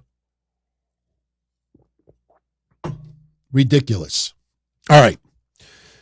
NXT. Give you some breakdown there. I think you'll find interesting. NXT this past week, the high point of NXT was Trick Williams versus Dominik Mysterio, with Dominik Mysterio regaining the NXT North American Championship. When you factor in the overrun, which was half a quarter, the Dominik Mysterio rating was 869,000 viewers. So Dominik Mysterio actually dominated the weekend ratings as far as NXT and AEW is concerned. The opening quarter, which was Becky Lynch, the recap from No Mercy, the confrontation with Indy Hartwell, Roxanne Perez, and Lyra Valkyria to determine who's going to be facing Becky, I think, at Halloween Havoc. That did 909,000 viewers. So Becky Lynch, Dominik Mysterio dominated the NXT ratings this week. Unfortunately, it might be time to take Butch off of NXT. His numbers aren't bad. His numbers are not bad. But Butch, if we're honest, has been part of the lowest parts of NXT. We talk about the Acclaimed and Billy Gunn on AEW. We got to talk about it with Butch. Butch this week was almost in a tie for the lowest for the night. Carmelo Hayes had a backstage promo, and Dominik versus Trick Williams began. But when you add all that together, the lowest part was Butch versus and Tyler Bate versus Gallus. So it did 823,000 viewers. The tie with that was Chase University, Thea Hale, JC Jane. And then we had the match with JC Jane and Thea Hale versus Elektra Lopez and Lola Vice. That actually tied with Butch. So just to give you an idea as far as the numbers go. But again, just like AEW this week, NXT retained their viewership. If you take away the drop from the opening part of NXT with Becky Lynch and the women determine the new number one contender, if you take away that quarter, the difference in the rating in the entire night of NXT was only about 30,000 viewers. And outside of quarter two, there was only maybe a 15,000 viewership change. I mean, the rating stood like this. So very, very consistent this week. What you could take out of NXT this week and AEW is that the viewership that they drew, they kept. Tuesday is going to be really interesting. It's going to, I mean, let's be honest, we are curious. But, you know, curiosity is nothing wrong with. We're all curious about it to see what kind of numbers it's going to bring in. Obviously, WWE's pulling out all the stops, but it's more than just beating AEW in the ratings as we got into. So, all right. Very briefly, I just wanted to mention this. I know 99.9% of you out there don't know who this is, but someone did pass away last week tragically. He is most known for his NFL football career. His name is Russ Francis. I remember him because I remember around 1980 when I used to watch tons of ABC Sports. And I remember Reggie Jackson was doing commentary and Howard Cosell was one of my favorites. Russ Francis was doing a little bit of color. And then he ended up going back to football. Russ Francis was on the Patriots and the San Francisco 49ers. He was a legendary football player, but he also appeared in WrestleMania 2. Remember WrestleMania 2 when they did all the football players? He was one of the football players. Let me go one step further because a lot of people, they don't do the research. They don't even know this. His father, Ed Francis, used to own a wrestling promotion in Hawaii. And his father actually sold the promotion to Peter Maivia back in the day. So Russ Francis's father owned the wrestling promotion in Hawaii. He was an avid wrestling fan. He wrestled in the AWA for a little while. There is a match online of him teaming up with Jimmy Snuka. I kid you not. If you want to see Russ Francis, he's not good. I'm not going to lie, he's not good. But he tried. He wrestled with Jimmy Snuka as a tag team. There's a match on YouTube if you want to watch it. But he unfortunately died in a plane crash. Without getting into a whole bunch of details, He was in a plane with a pilot. And the plane was a vintage plane from 1976. This is a picture of what the plane looked like. And from what I gathered is that they were going to do a photo shoot involving the plane. And I guess a photographer who was in a different plane left, and I guess they were flying somewhere to do a photo shoot. Russ Francis was in the plane with the pilot, and they lost power. And when they lost power, they tried to return to the airport and unfortunately hit at the end of a lot of airports, I think Lake Placid Airport, I think it was. He hit what's called a berm. It's like a elevated land. I don't even know how to explain it, a hill, but they tried to return the plane to Lake Placid Airport, and unfortunately the plane went down. I believe that was the picture of the pilot maybe, and that's what the plane, I mean, there's nothing gory, obviously, but that's a screenshot of how the plane hit. But I'll tell you one thing about him. He was 70 years old. I was shocked that so many people out there, especially in wrestling, didn't know his birthday, or didn't know if he was 69 or 70. And even when I checked Wiki, it didn't show it either. And my first thought was, all you got to do is look at an old NFL card. Look at the back of an NFL card. It always shows the date of birth. So he was born April 3rd, 1953. So he was 70 years old. But here's one cool thing. Whenever he autographed cards for people, he would always acknowledge his NFL career, but he would also acknowledge pro wrestling. And he was in Super Bowl 19, and he was also a participant in WrestleMania 2. So that's just, that's how he would autograph items for people. He was a wrestling fan, and he had a cup of coffee in pro wrestling. So rest in peace, Russ Francis, 70 years old. Okay. I want to get into quickly Tammy Sytch. And I want to get into also just a quick recap for SmackDown, and we'll get out of here. I don't think there's anything else that we need to cover. I'm looking. Well, we got to also bring up CM Punk, a little bit with CM Punk. Let's briefly get into what's going on with Tammy Sytch, because honestly, stick a fork in her. She's done. I mean, we tell her like it is. I used to try to look at the positive that maybe she could finally straighten her ass out, but she killed somebody. And that's it. You know, she is a danger to the society. And the DA in Florida also said she's a danger to society. Now, very quickly, remember I told you that she did a plea deal? Okay. You would say to yourself, why would they do a plea deal? Tammy Sytch, she, was drinking and driving again, under the influence, drugs and alcohol, mostly alcohol. I think she had marijuana in her system. And she killed somebody. Like, why would you offer a deal?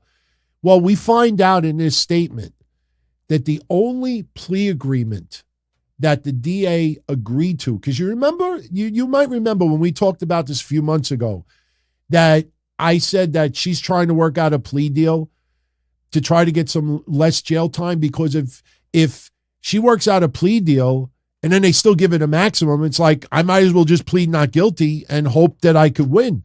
Because if I accept a plea deal and I plead guilty or no contest, what's the sense of me doing that if I'm still going to be fried in jail?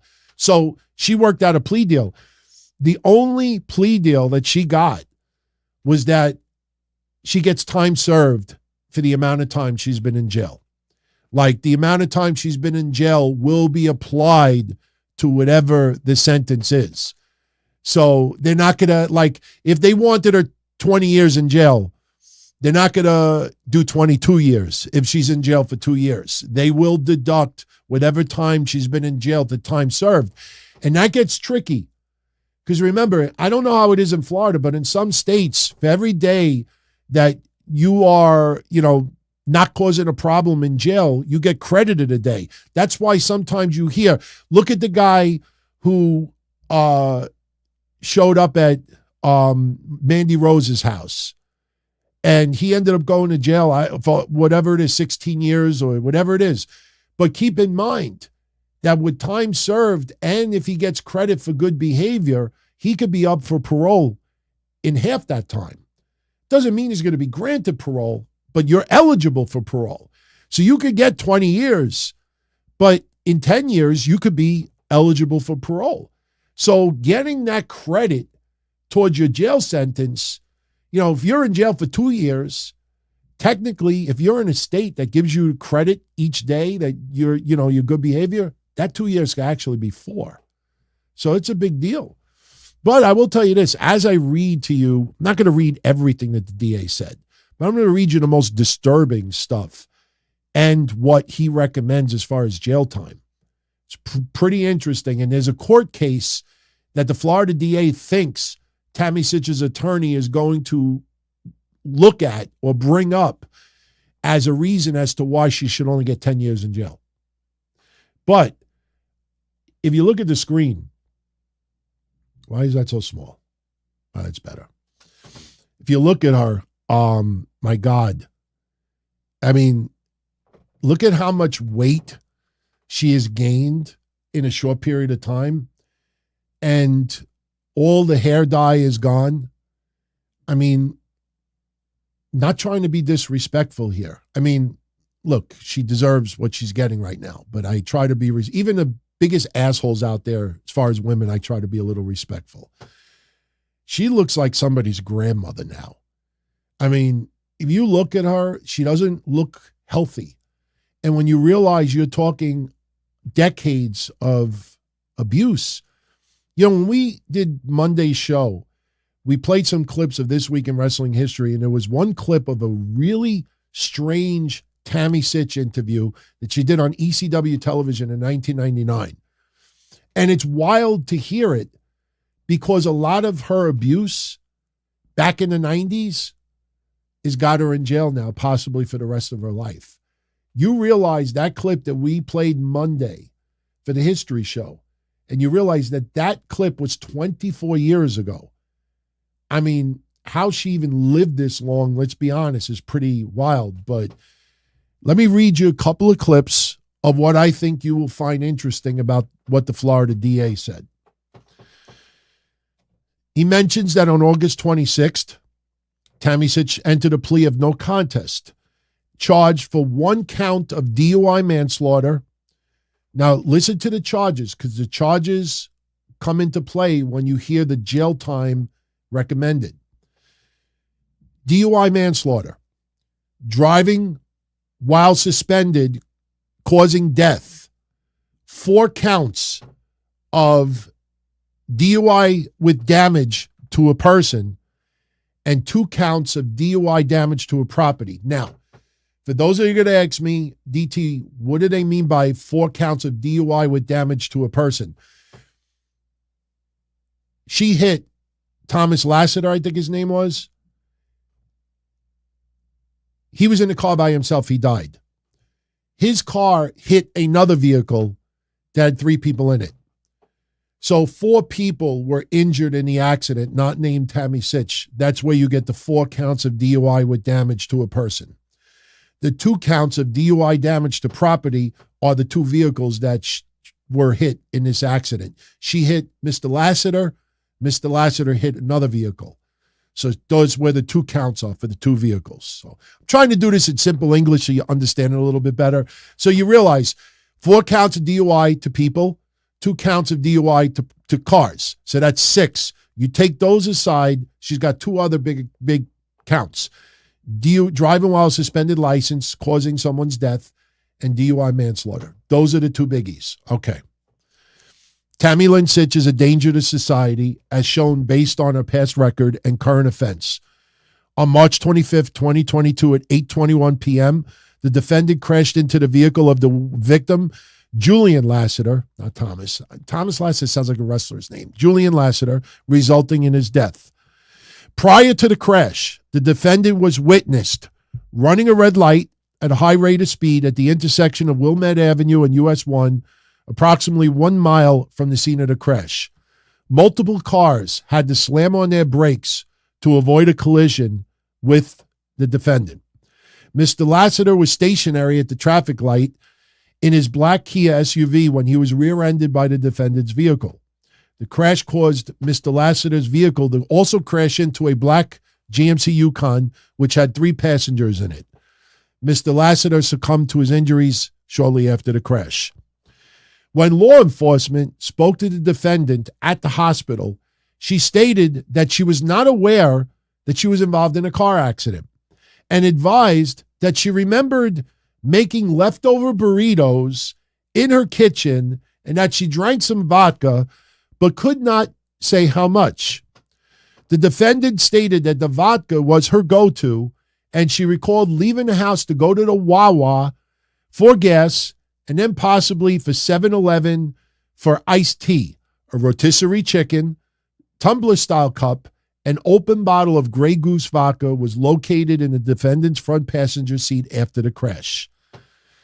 So she was eating chicken and drinking vodka while driving. All right. They performed the medical, drew medical blood, and they opined that an hour after the crash, her blood alcohol content was 0.32 and 0.36. Now, I want to just clarify something so you understand this. Even I said back then that she hit a 0.32 and 0.36. She actually didn't. They didn't take her blood until 4 hours later. 4 hours later, her blood alcohol content was 0.28. So what they did was, based on science, they had to backtrack and say if she was 0.28 4 hours after the crash, they estimate 0.32 and 0.36 an hour after the crash. Follow me? So you know. All right. Defendant was arrested on May 6th. Here's another little detail you'll find.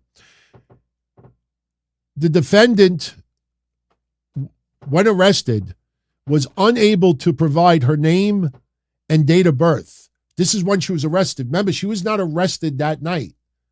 They sent her to the hospital. They sent her home. She was arrested on May 6th. When they arrested her on May 6th, she was under the influence. She was unable to provide her name and date of birth. She had no idea how much alcohol she consumed. She could not stand. She could not walk. And had slurred speech and consistent nystagmus, whatever that is. The defendant was taken into custody, transferred to Halifax Health for treatment, and at a hearing on May 13th, the court found that the defendant poses a threat to harm the community and held her without bond. Now, they get into her history. Now, I know a lot of people never knew exactly what she had done in the past. I'm going to read you quickly all of her history with abuse. When you hear this, keep in the back of your mind how a lot of these states kept letting her go. It's a shame when we bring it up, but you think back to Reed Flair. Remember the tragedy with Reed Flair? Even some other wrestlers, without naming their names, some Olympic heroes who would get, arrested or get stopped, and they always seem to get a break. And then when the breaks ran out, unfortunately, shit got worse. Tragedy in some cases. Check this out. I don't know why they mix and match the dates, but we go to Connecticut first.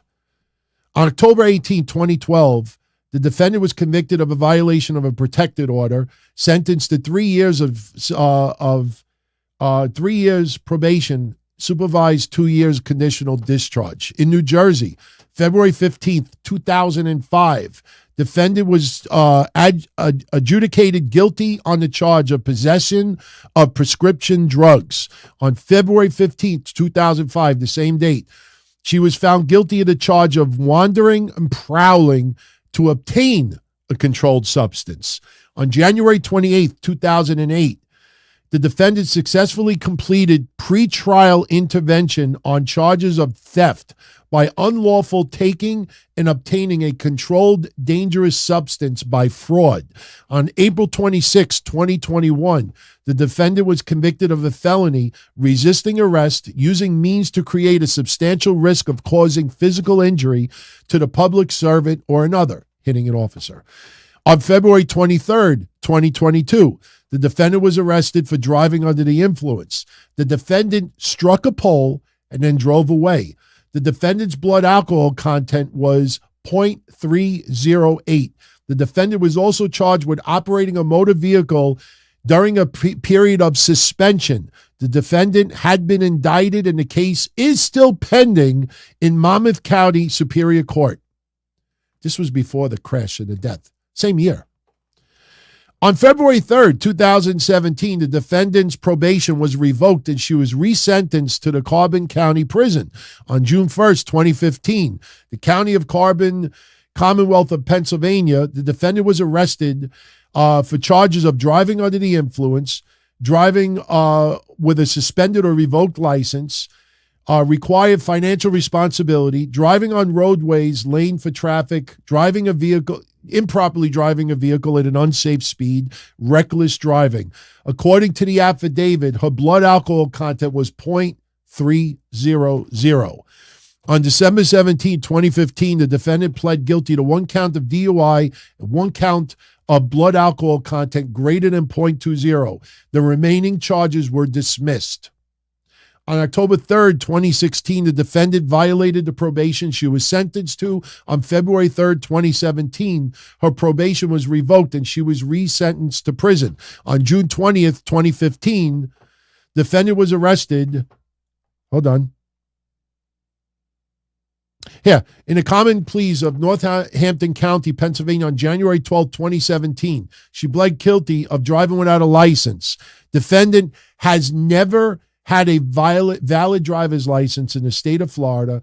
She had a suspended license in the state of Pennsylvania. And just to wrap this up, the only agreement made pursuant to the plea is that the defendant is to be sentenced to time served on the 6 misdemeanor charges she has pled to. That leaves the court to the discretion to sentence the defendant on 1 third-degree felony and 1 second-degree felony.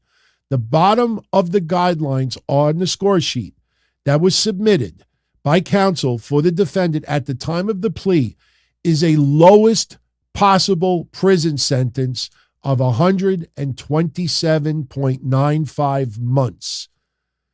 So that is 10 and a half years in prison. That is the lowest. That is the lowest.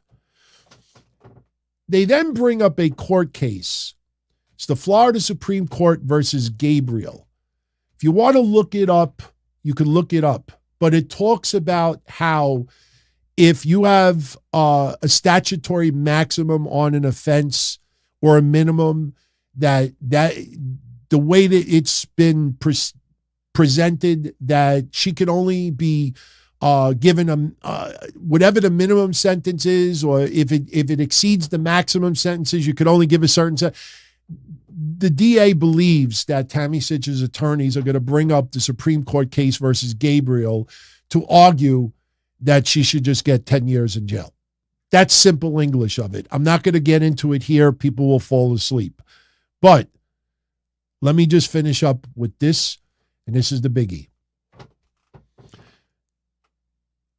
They talk about how long she should be able to complete a substance abuse course requirement. Now, I don't know if that's after jail or in jail. Doesn't matter. She's in jail for 10 years. Doing a 6-month course is not going to matter. She's in jail for 10 years. Okay. The state attorney, this is the best part if you're interested in this. The state attorney for the 7th Judicial Court of Florida, by and through the undersigned assistant state attorney, and files this memorandum in support of this to one another, and sentenced the defendant to 26 years in the Department of Corrections, followed by 6 months of probation, by continuously driving under the influence without a valid license. The defendant has a demonstrated a wanted disregard for the law and a clear refusal to abide by the law. The state believes that the maximum sentence is the only way to protect the community from the defendant's repetitive and dangerous actions. They want her in jail for 26 years. 26. My prediction, 12 to 16. I think that's what I said 6 months ago. I'm sticking to it. I think it's going to be 12 to 16 years. The time served is applied to the misdemeanors. So, when you realize the DUI manslaughter, one of these charges, she could face 15 years.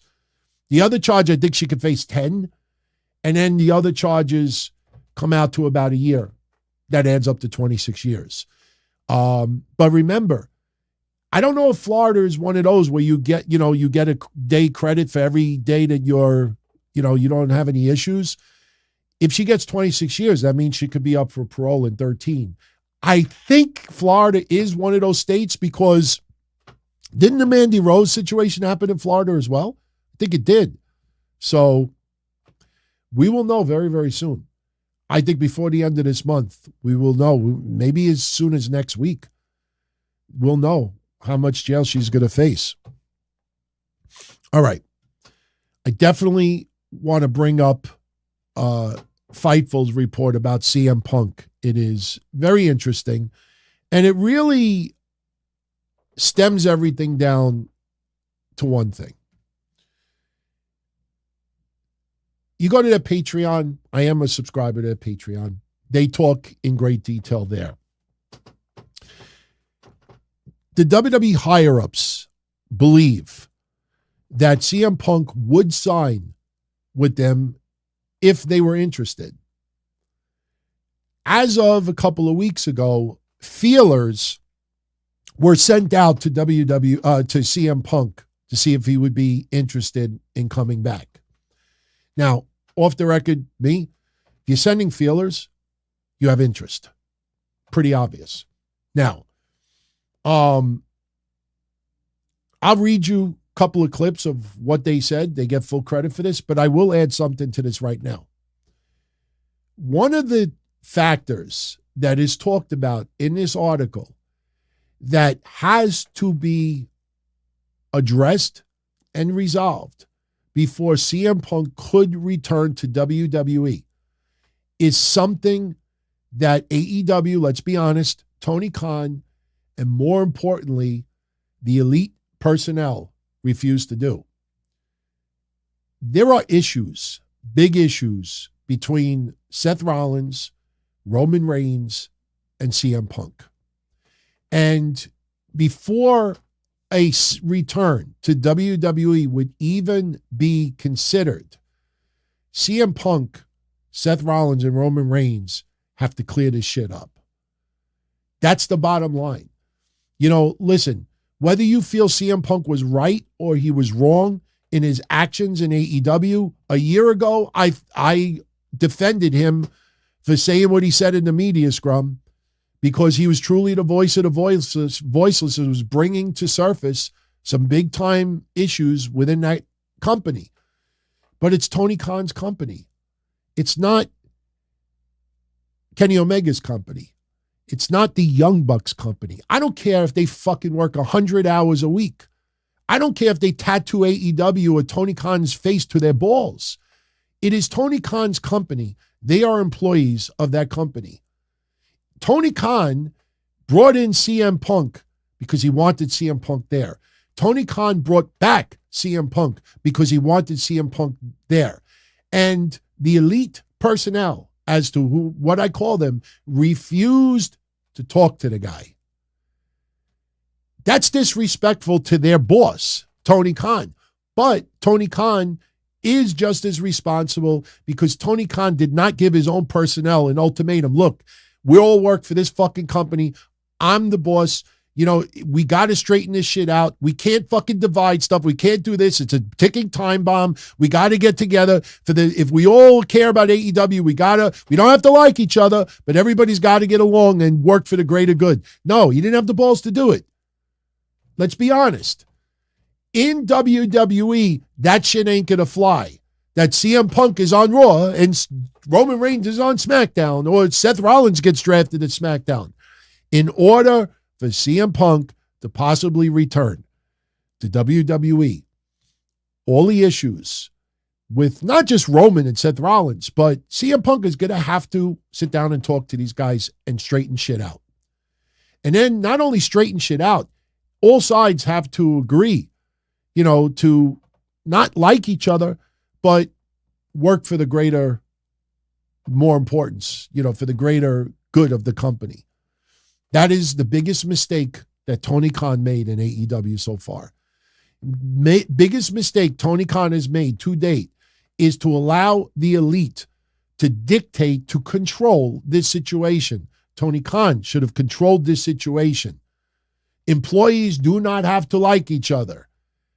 You know, you look at some other fights that have happened in the past. Jericho and Brock Lesnar had a brawl.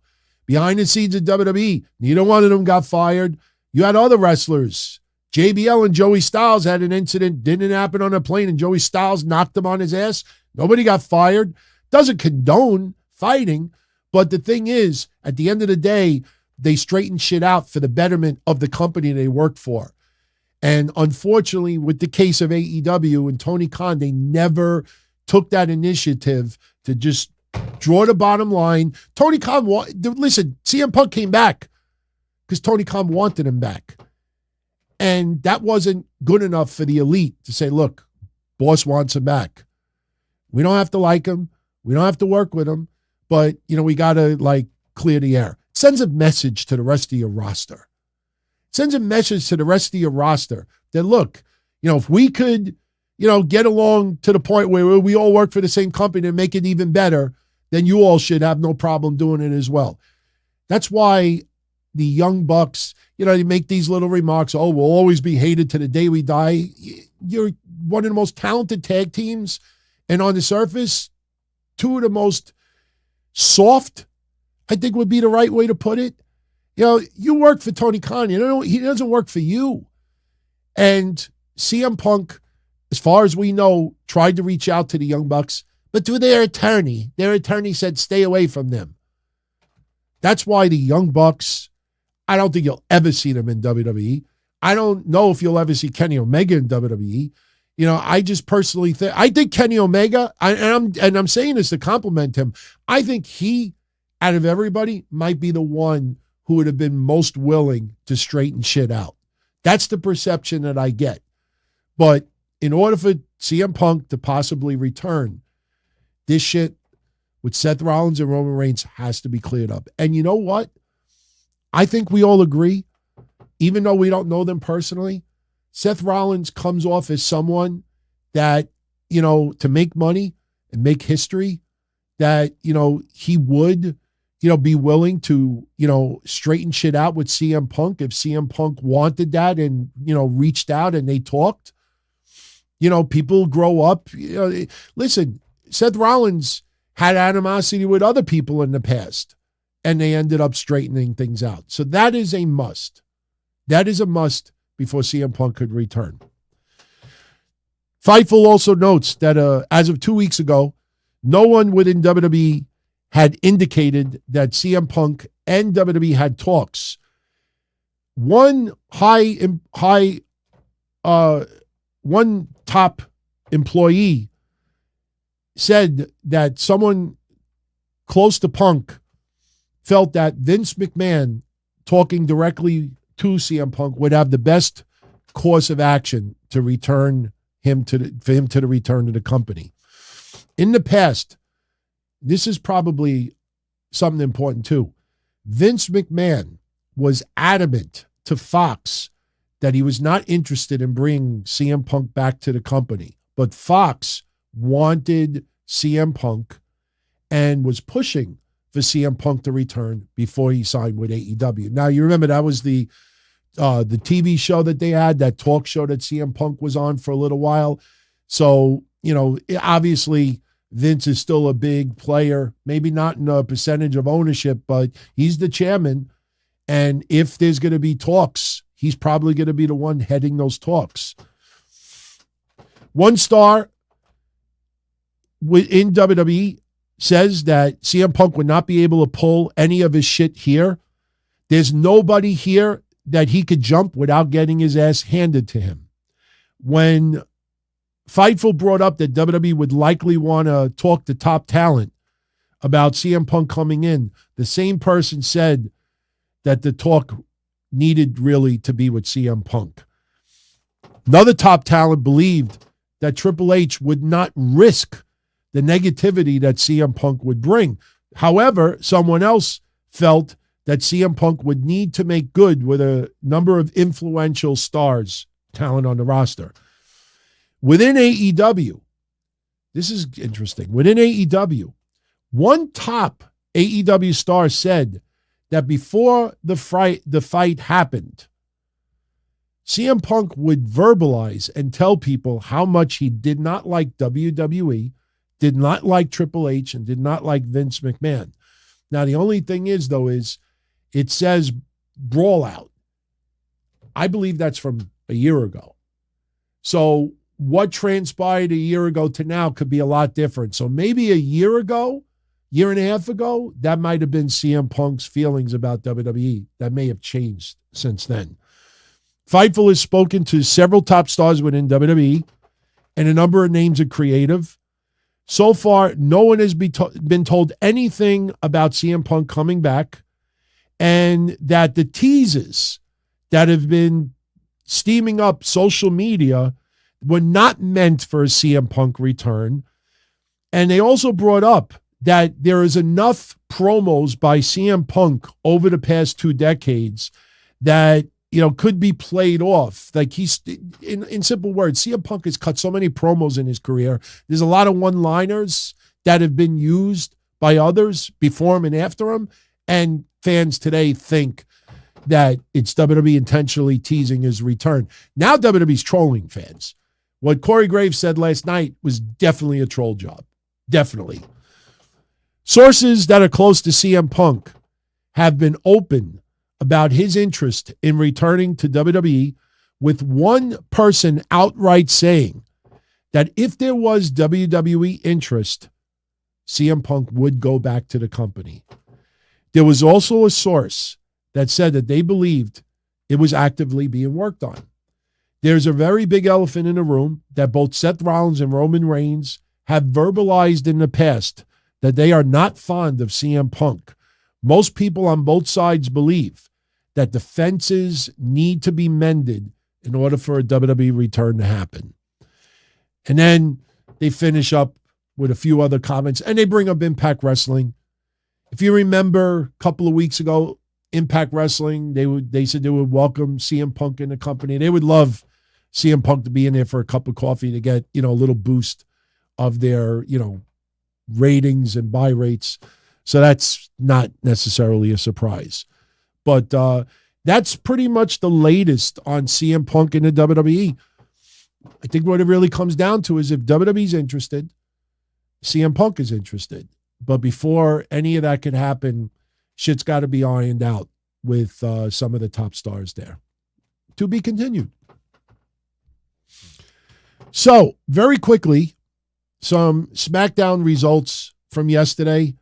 Don't want to get too far into this because it was the go-home show to Fastlane. So, obviously, a lot of what went down yesterday was to lead into Fastlane. We had Charlotte Flair and Io Sky defeat Bayley.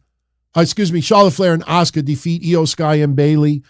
This was, like I said, a little bit of a mess because if you tune into the watch party yesterday, we knew that there was going to be a miscue between Charlotte and Asuka. They're fighting each other as part of a 3-way at Fastlane. So what ends up happening is Charlotte inadvertently bumps into Asuka, and at that point, we think Charlotte's going to be pinned. And then we expect Asuka to hit the ring and brawl with Charlotte Flair. And then Io Sky gets involved, and the three of them start brawling, a little bit of a pull apart, and that leads into Fastlane. But instead, Charlotte Flair bumps into Asuka. Asuka falls to the outside. She starts going at it again with Bayley. Io Sky gets a little bit of an upper hand. Io Sky goes for a moonsault. And next thing you know, Charlotte Flair is the winner. And it was kind of ass backwards because you would have thought that you want to add tension to Fastlane. But instead, Charlotte Flair gets the freaking win. And as soon as I saw that, I'm like, oh, Charlotte Flair winning that championship. It was a little bit of a mess. Okay, Sam is asking if I am doing a post show. Yes, I am. The only thing is it's going to be tomorrow night. Sunday night, 8:05 p.m. Eastern, right here on YouTube for those that want to tune in live. We are going to do a double show.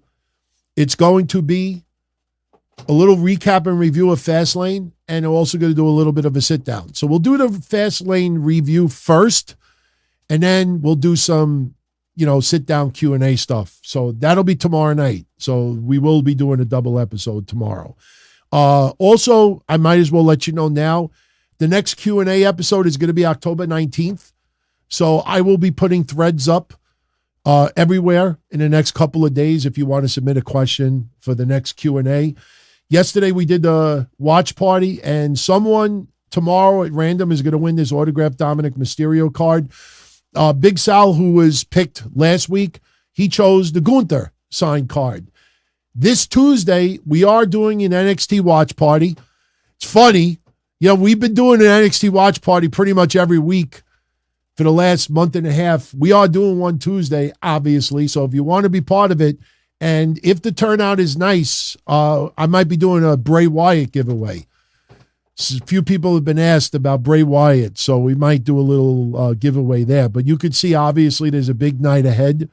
And shit, we didn't even put Undertaker on his banner yet because Undertaker was teased last night. Yesterday, Bobby Lashley defeats Rey Mysterio in a non-title match. The Street Profits got involved on the outside. They were not ejected. LWO was allowed to stay at ringside as well. They did not get ejected. Towards the end, the Street Profits beat the balls out of Cruz del Toro and Joaquin Wilde. Rey Mysterio, I tell you, he hit a 619 to Bobby Lashley's midsection. And I was like, we don't see that often where Rey hits the 619 to somebody's midsection. It actually was a nice spot. It's more believable because when you see people like draped over the middle rope, sometimes it's so choreographed. You pop for it anyway, but you're like, oh, come on. So him hitting Lashley in the midsection was fun yesterday. But, what ends up happening is the Street Profits start laying out Cruz del Toro and Joaquin Wilde. Rey Mysterio gets distracted, and Bobby Lashley, defeats Rey Mysterio. And it was a non-title match, granted, and Bobby Lashley, I think, will be in line for a U.S. title shot in the very near future. But Joaquin Wilde and Cruz del Toro got the shit knocked out of them so bad that they were brought out on a stretcher and pretty much stretch it out. And a few moments later, Santos is upset. Zelina Vega, who we were like, yeah, put her in the match. Zelina Vega's like, as much as I want Bobby Lashley, I want to smack Bobby Lashley. Rey Mysterio has an idea. He's going to make a phone call. And as we said at the beginning of the show, it looks like it's going to be Carlito. And we will see what happens tonight at Fastlane. Gruss says Bad Bunny. I don't see it being Bad Bunny. You do not make Bad Bunny as a surprise. I mean, it would be a fun surprise, but I don't see it. I think Carlito is better fit for this, especially if Carlito turns on Rey and Santos, which I would prefer to see happen. But, the Street Profits, pretty much healing it up right now, and crowd is into it. They're still giving a little bit of a pop. Bobby Lashley got a little bit of a pop yesterday, even though he's playing heel. Fun match that we got. And I think Cameron Grimes is more happy that he finally got like something to do on SmackDown other than losing matches. Dragon Lee defeats Austin Theory. During the match, we had Grayson Waller come out. Why the ref didn't eject him, I have no idea. But Grayson Waller's at ringside, causing a little bit of distraction, some issues for Dragon Lee. This was a fun match. And the crowd, they didn't get into it like they did with the Dominik Mysterio match. But Dragon Lee, you could feel that he's getting over with the fans. Last night, I think just because of him being a mass wrestler, you kind of got Carlito vibes at times. Not necessarily a negative thing, but Dragon Lee shows how talented he is. But it also depends on his opponent.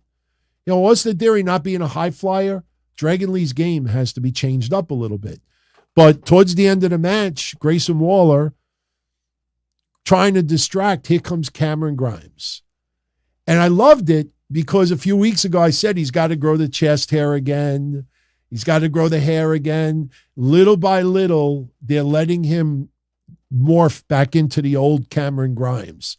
That overly haired, like pain in the ass that you just want to see get his ass kicked. Right now, he's a babyface. He took out Grayson Waller, allowed Dragon Lee to get the win. We got a fruit roll-up by Dragon Lee. And then Cameron Grimes and Dragon Lee celebrating on the rampway. So we'll probably see a tag team match go down next week on SmackDown, I would expect. Right now, Cameron Grimes babyface. Crowd got a kick out of it yesterday. I don't know if they were as much into Cameron Grimes doing what he was doing more than who he was doing it to.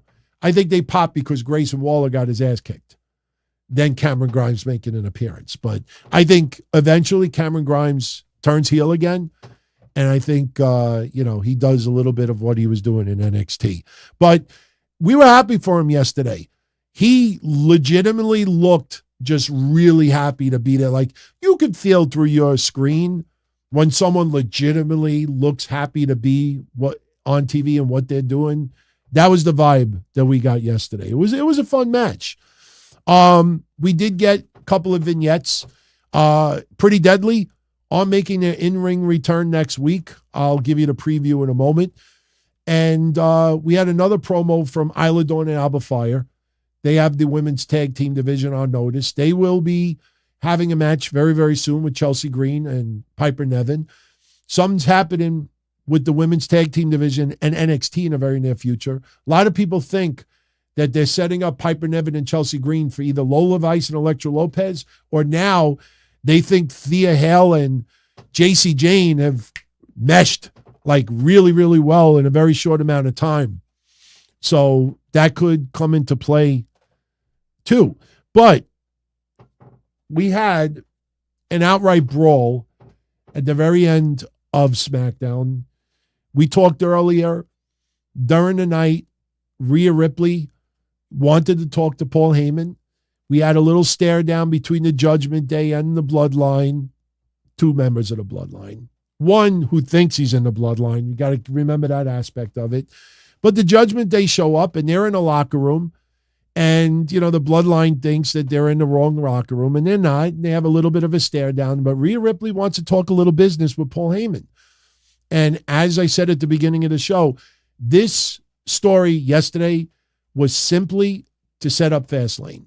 That the Judgment Day and the Bloodline are going to be working as a cohesive unit at Fastlane with the goal of taking out LA Knight, John Cena, Cody Rhodes, and Jey Uso. Problem is, the Bloodline will succeed in taking out Cody Rhodes and Jey Uso because they ain't winning those tag titles. And in the end, Jey Uso returns the favor later on with Cody Rhodes, and they take out Jimmy Uso and Solo Sikoa. So that's what this all was about yesterday. But towards the end of the night, we had a match between LA Knight and Jimmy Uso. LA Knight opened the show. Crazy pop, as he's been getting. Paul Heyman comes down and everybody's booing him and he's going to the fans. My name is not Boo. And he gives a little props to LA Knight. He says that the next big megastar will be LA Knight. But Jimmy Uso and Solo Sikoa are there as well. And Paul Heyman is giving a lot of compliments to LA Knight. LA Knight, who happened to have a receipt in his pocket, whips it out and says, I don't see your name on this receipt. And he thinks that Paul Heyman is full of crap. He starts reading the riot act to Paul Heyman a little bit. Does appreciate a little bit of what Paul Heyman said, but Jimmy Uso says that LA Knight is not going to make it to Fastlane. So LA Knight issues the challenge to Jimmy Uso to have a match later on in the night. And Paul Heyman is against it. Jimmy accepts the match, but you hear Paul Heyman like, no, Jimmy. Big mistake, Jimmy. No, Jimmy. Jimmy keeps doing what Jimmy wants to do, but not necessarily what's good for the bloodline. And that would come into play later on because they would have a match. LA Knight won, but he won by DQ. Because towards the end of the match, when we thought that LA Knight was going to get a clean victory, Solo Sikoa hits the ring, gets the DQ, starts beating down on LA Knight, and here comes John Cena. John Cena bolts to the ring, doesn't really get too physical. All he does is throw Solo Sikoa outside the ring. But then we get the Judgment Day. We get a little bit of Judgment Day. They start walking down, and you got LA Knight and John Cena in the ring by themselves. And outside the ring, you got Paul Heyman, but you got Solo Sikoa, you got Jimmy Uso, you got Dominik Mysterio, Finn Balor, Rhea Ripley, Damian Priest, and JD McDonough. 8-on-2. Now, you knew we were getting Cody Rhodes and Jey Uso because they still had not making an appearance, and they were advertised for SmackDown. So we're about 7 minutes before SmackDown goes off the air. And as John Cena and LA Knight are in the ring, and there's 8 people outside the ring, Jey Uso's music hits. Jey Uso comes down to the ring. Jey Uso goes in the ring. Now Jey Uso is jaw-jacking with his brother. But still, you look at it and you're like, okay, take Paul Heyman out of it. You could take Rhea Ripley out of it too. That's still 6-on-3. So how do you even up the odds? I know what you're going to say. Someone else comes out. But to make the odds look even more even, you see Paul Heyman go to Solo Sikoa. Come down. Don't get involved with this. Save it for Fastlane. So Solo Sikoa backs down, and we're like, oh, okay. So now it's going to be 5-on-4. So now suddenly it's no longer 8-on-4, it's 5-on-4. So Solo Sikoa retreats, and then here comes Cody Rhodes. Cody Rhodes hits the ring. They start brawling, and as we've been saying for a long time now, you see JD McDonough's value. That son of a bitch is a bumping machine. Dominik is as well, but JD McDonough just bumps. If anybody remembers, this is an outdated reference, but people will know exactly why I say this. One of the greatest bumpers that I used to watch that never really made it big stardom, got some play on WWE TV and ECW TV, and I think he was in WCW, if I remember correctly. But Tony Mamaluke. Anybody remember Tony Mamaluke? One of the things that he was most famous for in ECW was the bumps that he would take. For some reason, that son of a bitch took crazy, crazy bumps. He just looked beautiful. You could beat him up and he would sell it 1,000 times over. JD McDonough is one of those bumping machines. He takes an ass kicking. Jey Uso, Cody Rhodes, whoever it is. And especially because he's got that face you want to just punch, and he's got that look. He's like an annoying mosquito. It's fun to see Jaden McDonough get his ass kicked. So Gruss said Spike Dudley took the most insane bumps. You're misinterpreting, understanding what I'm saying. I didn't say far as I'm talking about selling. I'm talking about the visual. JD McDonough looks like he's dead after he takes a move. Spike Dudley would just go splat.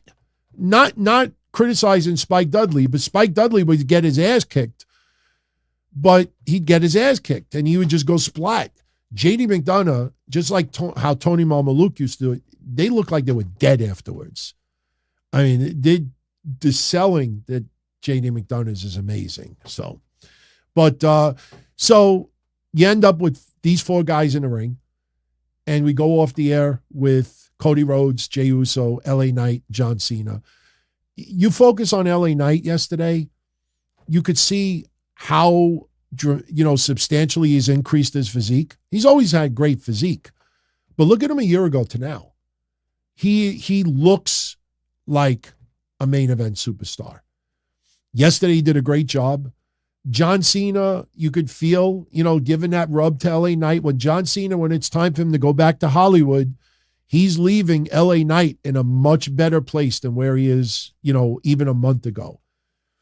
Even a month ago, there was still like, how long is this going to last with WWE? And, then you had some reports out there like WWE doesn't see LA Knight really as true, like a heavyweight champion, this and that.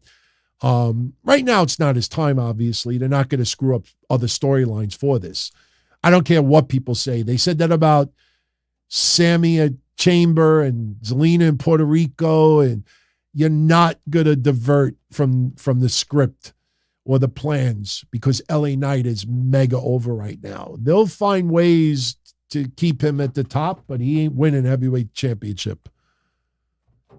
So, but that pretty much was SmackDown yesterday. Next week, as we talked about, and we said this a week or two before it was even announced, Roman Reigns returns.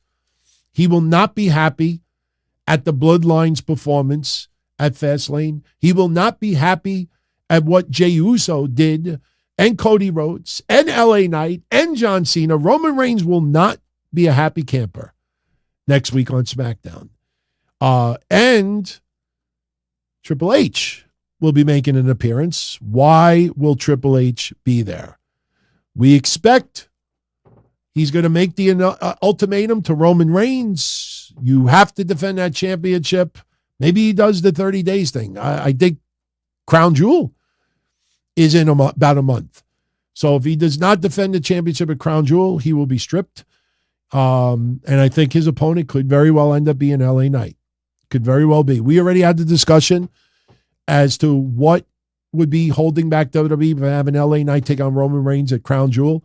But it seems like the most obvious choice simply because of the momentum. And it makes sense coming out of Fastlane. It makes sense coming out of Fastlane. If LA Knight pins one of the members of the Bloodline, then Roman Reigns may want to take care of LA Knight himself. But remember, John Cena is also going to be at Saudi Arabia. Some people think that Roman Reigns is going to face John Cena at Saudi Arabia. That is not happening. That is not happening. And also next week, they announced the return, as we said earlier. Pretty Deadly will be taking on the Brawling Brutes. So nice to see Pretty Deadly back in the ring. And I tell you, the next 7 days is going to be phenomenal as a wrestling fan. Crazy, crazy fun. Yesterday's Rampage, let me give you some quick results. Commander became the number 1 contender for Eddie Kingston's Ring of Honor Championship, defeating Johnny TNT, Lince Dorado, and Penta. So Commander will be taking on Eddie Kingston tonight on Collision. We already talked about Collision earlier. Chris Statlander and Hikaru Shida beat Nyla Rose and Marina Shafir. We had the Hardys and the Best Friends defeat Daddy Magic, Cool Hand, Angelo Parker and Matt Menard, that's how I call them, Jake Hager and Daniel Garcia. We also had Claudio Castagnoli and Wheeler Yuta. They beat Levi Shapiro and Colt, what the hell was the guy's name? Colt Stevens? Yeah, I think Colt Stevens. Not Colt Seavers, who used to be in The Fall Guy. Anybody remember The Fall Guy? I actually liked that show. I couldn't get past like him being a $6 million man, Lee Majors. Lee Majors is 85 years old, I believe. He's 84, 85 years old. He's still alive. So, infamous, show, episode when Andre the Giant was Bigfoot, Sasquatch. Epic to see. Being a young wrestling fan and seeing Andre the Giant on a $6 million man, that was freaking cool, man. That was cool. Then they brought Sasquatch back like 2 years later, and it was not Andre, and it sucked. All right, before we get out of here, I want to give a couple of special super shout outs. I mentioned this earlier, not to be a Debbie Downer, but, definitely want to send our prayers Nero Faye's way. He tunes in all the way from Israel. Right now, Israel is under attack, and he said that there's more than 100 people dead in his country, 1,000 injured, 50 kidnapped, crazy terrorist attacks going on in Gaza. And he lives very, very close to Gaza. So, I thank you for the super shout out, Nir. I know we all said at the beginning of the show, please stay safe. I mean, I know on Twitter, we all see crazy dumb shit that happens like in the United States and the UK on the streets, but I can only imagine what it must be like to live in that neck of the woods. I would not want to live there. I understand, listen, props to you, because a lot of people would just get up and hightail it out of there and move somewhere else. But, you defend your country, you stick up for your country, and you don't abandon your country. That's how I always believe at the United States. I mean, I don't follow politics no more, but I try to make my surroundings, I try to leave it better than where I left it. When I leave it, it's better than where it was before I was there. But prayers are with you, Nir. Definitely prayers are with you. Hopefully, wrestling can give you a little bit of an emotional escape. I mean, obviously, it's not going to stop the crazy shit going on over there, but maybe it could give you a little bit of an emotional escape, just to, not have to think about it 24/7. So, and I see a lot of people in the chat sending their prayers to you as well. Thank you, Nir. Lisselle. Shout out to Lisselle. Thank you for the 5-spot, buddy. DT, you got a ratings prediction for Tuesday's AEW versus NXT? No, I don't have one as of yet. I know sometimes when I give predictions, it's pretty wild how spot on. I think the Fox debut of SmackDown was the most infamous one. I will do a ratings prediction on Monday's show. I have to think about it a little bit. I do believe that NXT will beat AEW in the ratings. Again, I'm not going to brag, boast, laugh, mock. I just want to enjoy a great night of wrestling. It's the only thing that sucks about Tuesday for me, and please do not take this the wrong way, I'm doing a watch party Tuesday night for NXT. I cannot watch Dynamite until either late Tuesday night, which probably isn't going to happen because I got a Patreon show to do, which I want to do. And then Wednesday will probably be the day that I watch AEW. So I can't watch both at the same time. I tell you, the funny thing about it is I probably could try to do a picture-in-picture and have AEW and NXT going at the same time during the watch party. That'd be pretty wild. In fact, I think there is a picture-in-picture option. I'm going to play around with it tonight. And if I could somehow get like another show on at the same time, maybe we'll have both shows on Tuesday. That would be pretty cool, man. No, I'm not DVRing it. I don't DVR wrestling no more. It's always online. If I want to watch something that I missed, I could find it online. It's not what it used to be. All right. Shout out to Chris M. Thank you for the 2-spot. HBK Shizzle, Mr. WrestleMania, the GOAT, the greatest of all time. Shawn Michaels owns Tony Khan. Hey, you have every right to your opinion. I was trying to be very Switzerland. That doesn't look good. That looks good. I was trying to be very Switzerland with this. I tried to make their heads evenly the same size. I tried to make the tint the same. I tried to show enough of the same shoulder. You'd be surprised how in the past, you put a little bit more body on one person. That's how stupid this shit gets sometimes. But some people think that Tony Khan is king. Some people think that Shawn Michaels is doing an insane job. At the end of the day, it's going to be a fun night Tuesday. Enjoy it. We're getting spoiled. As wrestling fans, we're getting spoiled a little bit on Tuesday. Christmas comes a little early on Tuesday for us as NXT and AEW fans. So I hope you enjoy it, Chris. Rizzo. What's up, Rizzo? Thank you for the 20 spot, buddy. Good afternoon, DT in the chat. Great podcast with Kev the last couple of weeks. Don't forget, WWE did these same teases with Cody before he came back. For the first time since he left, I think Punk is coming back. Yeah, listen, the difference with Cody is that Cody did not have brawls backstage. Cody is a professional. Cody was very well liked. You know, even though he did the gesture, smashing Triple H's throne at All In years ago, people took that more of a, it was a symbol than a personal hatred. Yeah, Cody had frustration when he left WWE, no question. We've seen the documentaries, we know. But Cody, very, very beloved, very well liked. You see now why he is the lead ambassador for WWE outside of John Cena. You know, so the vibe with Cody is a lot different than the vibe with CM Punk. CM Punk, listen, Corey Graves and Michael Cole and Seth Rollins and any wrestler who throws a one-liner out there knows if CM Punk has said it before. You know, unless it's a line that 100 wrestlers have said, they know what they're doing. And, you know, listen, there's some catchphrases that 100 wrestlers will do.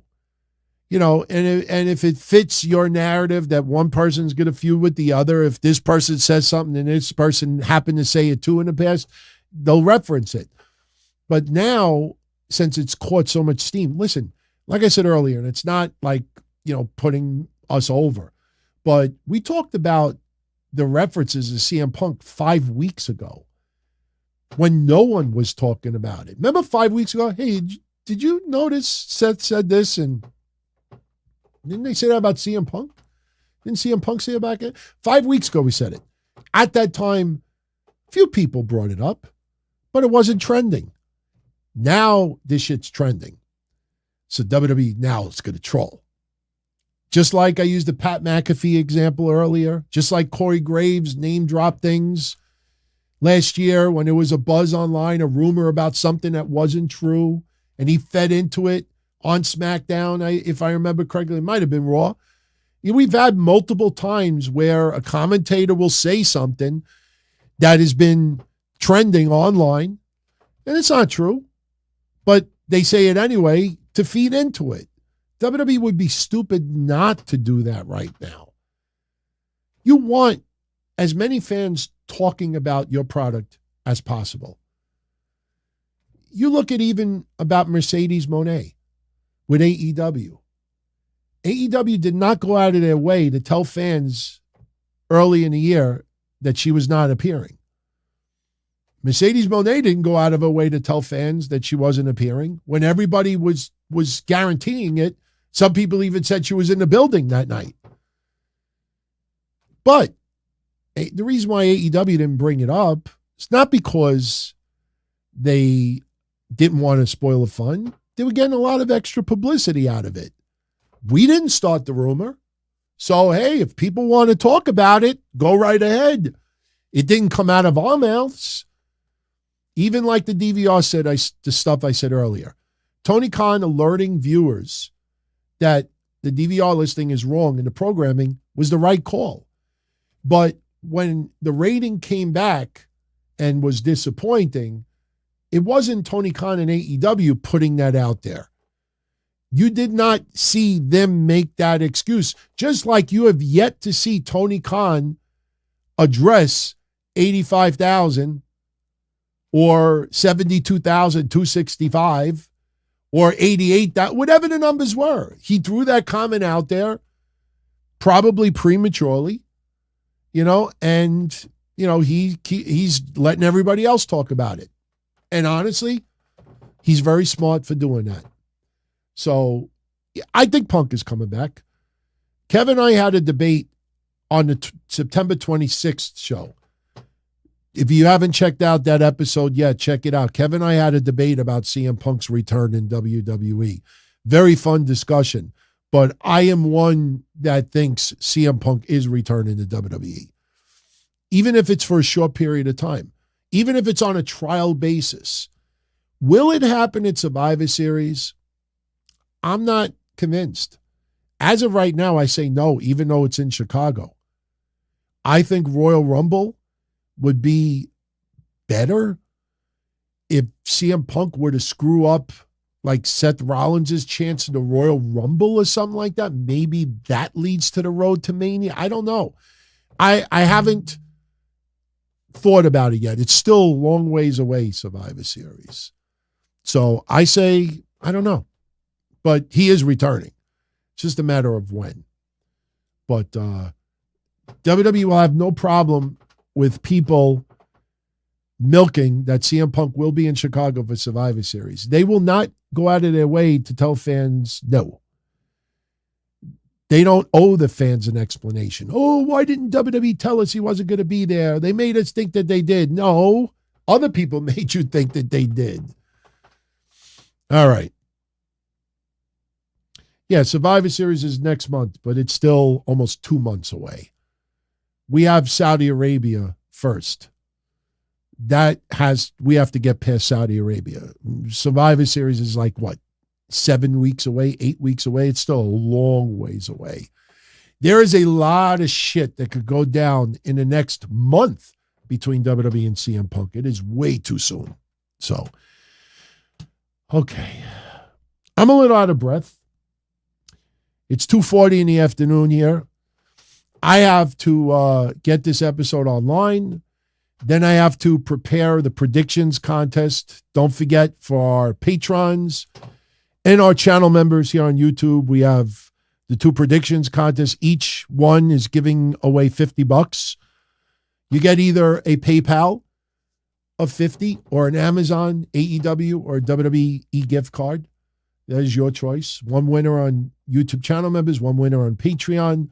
Tomorrow night, I will be live. We will be doing a double episode. We will recap and review Fastlane. And then following that, I will do our weekly sit-down episode. So you'll get that tomorrow. And again, October 19th, which will be a little less than 2 weeks from now, will be the next Q&A. I will post a thread on the community section on YouTube and on Patreon, so everybody could be a part of it, and we'll do the next Q&A there. And then most importantly, like I said, we got the watch party Tuesday. I hope, a lot of you can attend. We have a lot of fun, and we'll all watch NXT and see how it goes down together. And I will promise you, tonight I will see if there's any way to get a picture-in-picture on that screen. And if it can happen, because I know you could share screens. So if we could share screens, I could put AEW Dynamite on because I have a monitor that's twice the size of a regular monitor. I could literally open up one page for Dynamite, share that screen, and then have NXT going at the same time. So if I could make it happen, then we'll watch both at the same time. And, we'll see. I think it'll be fun. We'll see. But we're definitely doing a watch party Tuesday. So I hope you enjoyed today's episode. A lot of discussion. A lot of necessary discussion, obviously. And enjoy Fastlane. It's 5 matches. Let's see if Jade Cargill appears. If I remember correctly, there was no mention of her yesterday. So we got that 1 week. And I think they might be keeping it quiet. Maybe she's seen sitting ringside. We'll see. Maybe she gets involved. Some people think it's too soon for her to get involved, maybe with Charlotte Flair or someone else. I personally think it's way too soon. But maybe you have her sit at ringside. Maybe Charlotte Flair walks by and she looks at her. And Jade Cargill, they have a little bit of a stand down. In fact, I think that would be a pretty interesting visual. Jade Cargill stands up and she's face-to-face with Charlotte. And Rhea Ripley, even though Rhea Ripley's shorter than people realize, Rhea Ripley with her boots, she could walk by ringside and have a stare down with Jade Cargill as well. We could get a few stare downs at Fastlane. If I was WWE, Jay Cargill, sit ringside. Couple of stare downs. Definitely will be trending on social media for sure. So have a good weekend, everyone. If you're around Sunday night at 8 o'clock, I would love for you to join me so we could talk a little bit of what went down at Fastlane, and we'll do a little sit-down episode as well. And we head into next week, Tuesday, 10/10. Oh, by the way, Tuesday will also be the 13-year anniversary of 10-10-10. They're coming! They're coming! They're coming! If you don't know what I'm talking about, Google it. Infamous moment in TNA history. As far back as I can remember, I always wanted to be a podcaster. For me to live any other way was nuts. To me, those goody-good people who worked shitty jobs for bum paychecks and took the subway to work every day and worried about their bills were dead. I mean, they were suckers. They had no balls. If I wanted something, I just took it. I ran everything. I paid the bills. I paid the host. I even paid the masked maniac. Everybody had their hands out. Everything was for the taking. We always called each other good fellas. You would always hear from somebody. You're gonna like Don Tony. He's all right. He's a good fella. He's one of us. But if you're part of my crew, nobody ever tells you they're gonna get rid of you. It doesn't happen that way. There weren't any arguments or curses like in the movies. See, your haters come with smiles. They come as your friends, the people who've claimed they care the most for your life. And now that's all over. And that's the best part. Today everything is different. There's lots of action. I don't have to wait around for everything like everyone else. Oh, I didn't get the vaccine? Fuck you, vaccine me. Oh, your delivery guy has COVID? Fuck you, feed me. Right after I moved here, I ordered egg noodles and ketchup, and I got spaghetti with meat sauce. I'm no longer an average nobody, while they get to live the rest of their lives like a bunch of schnooks.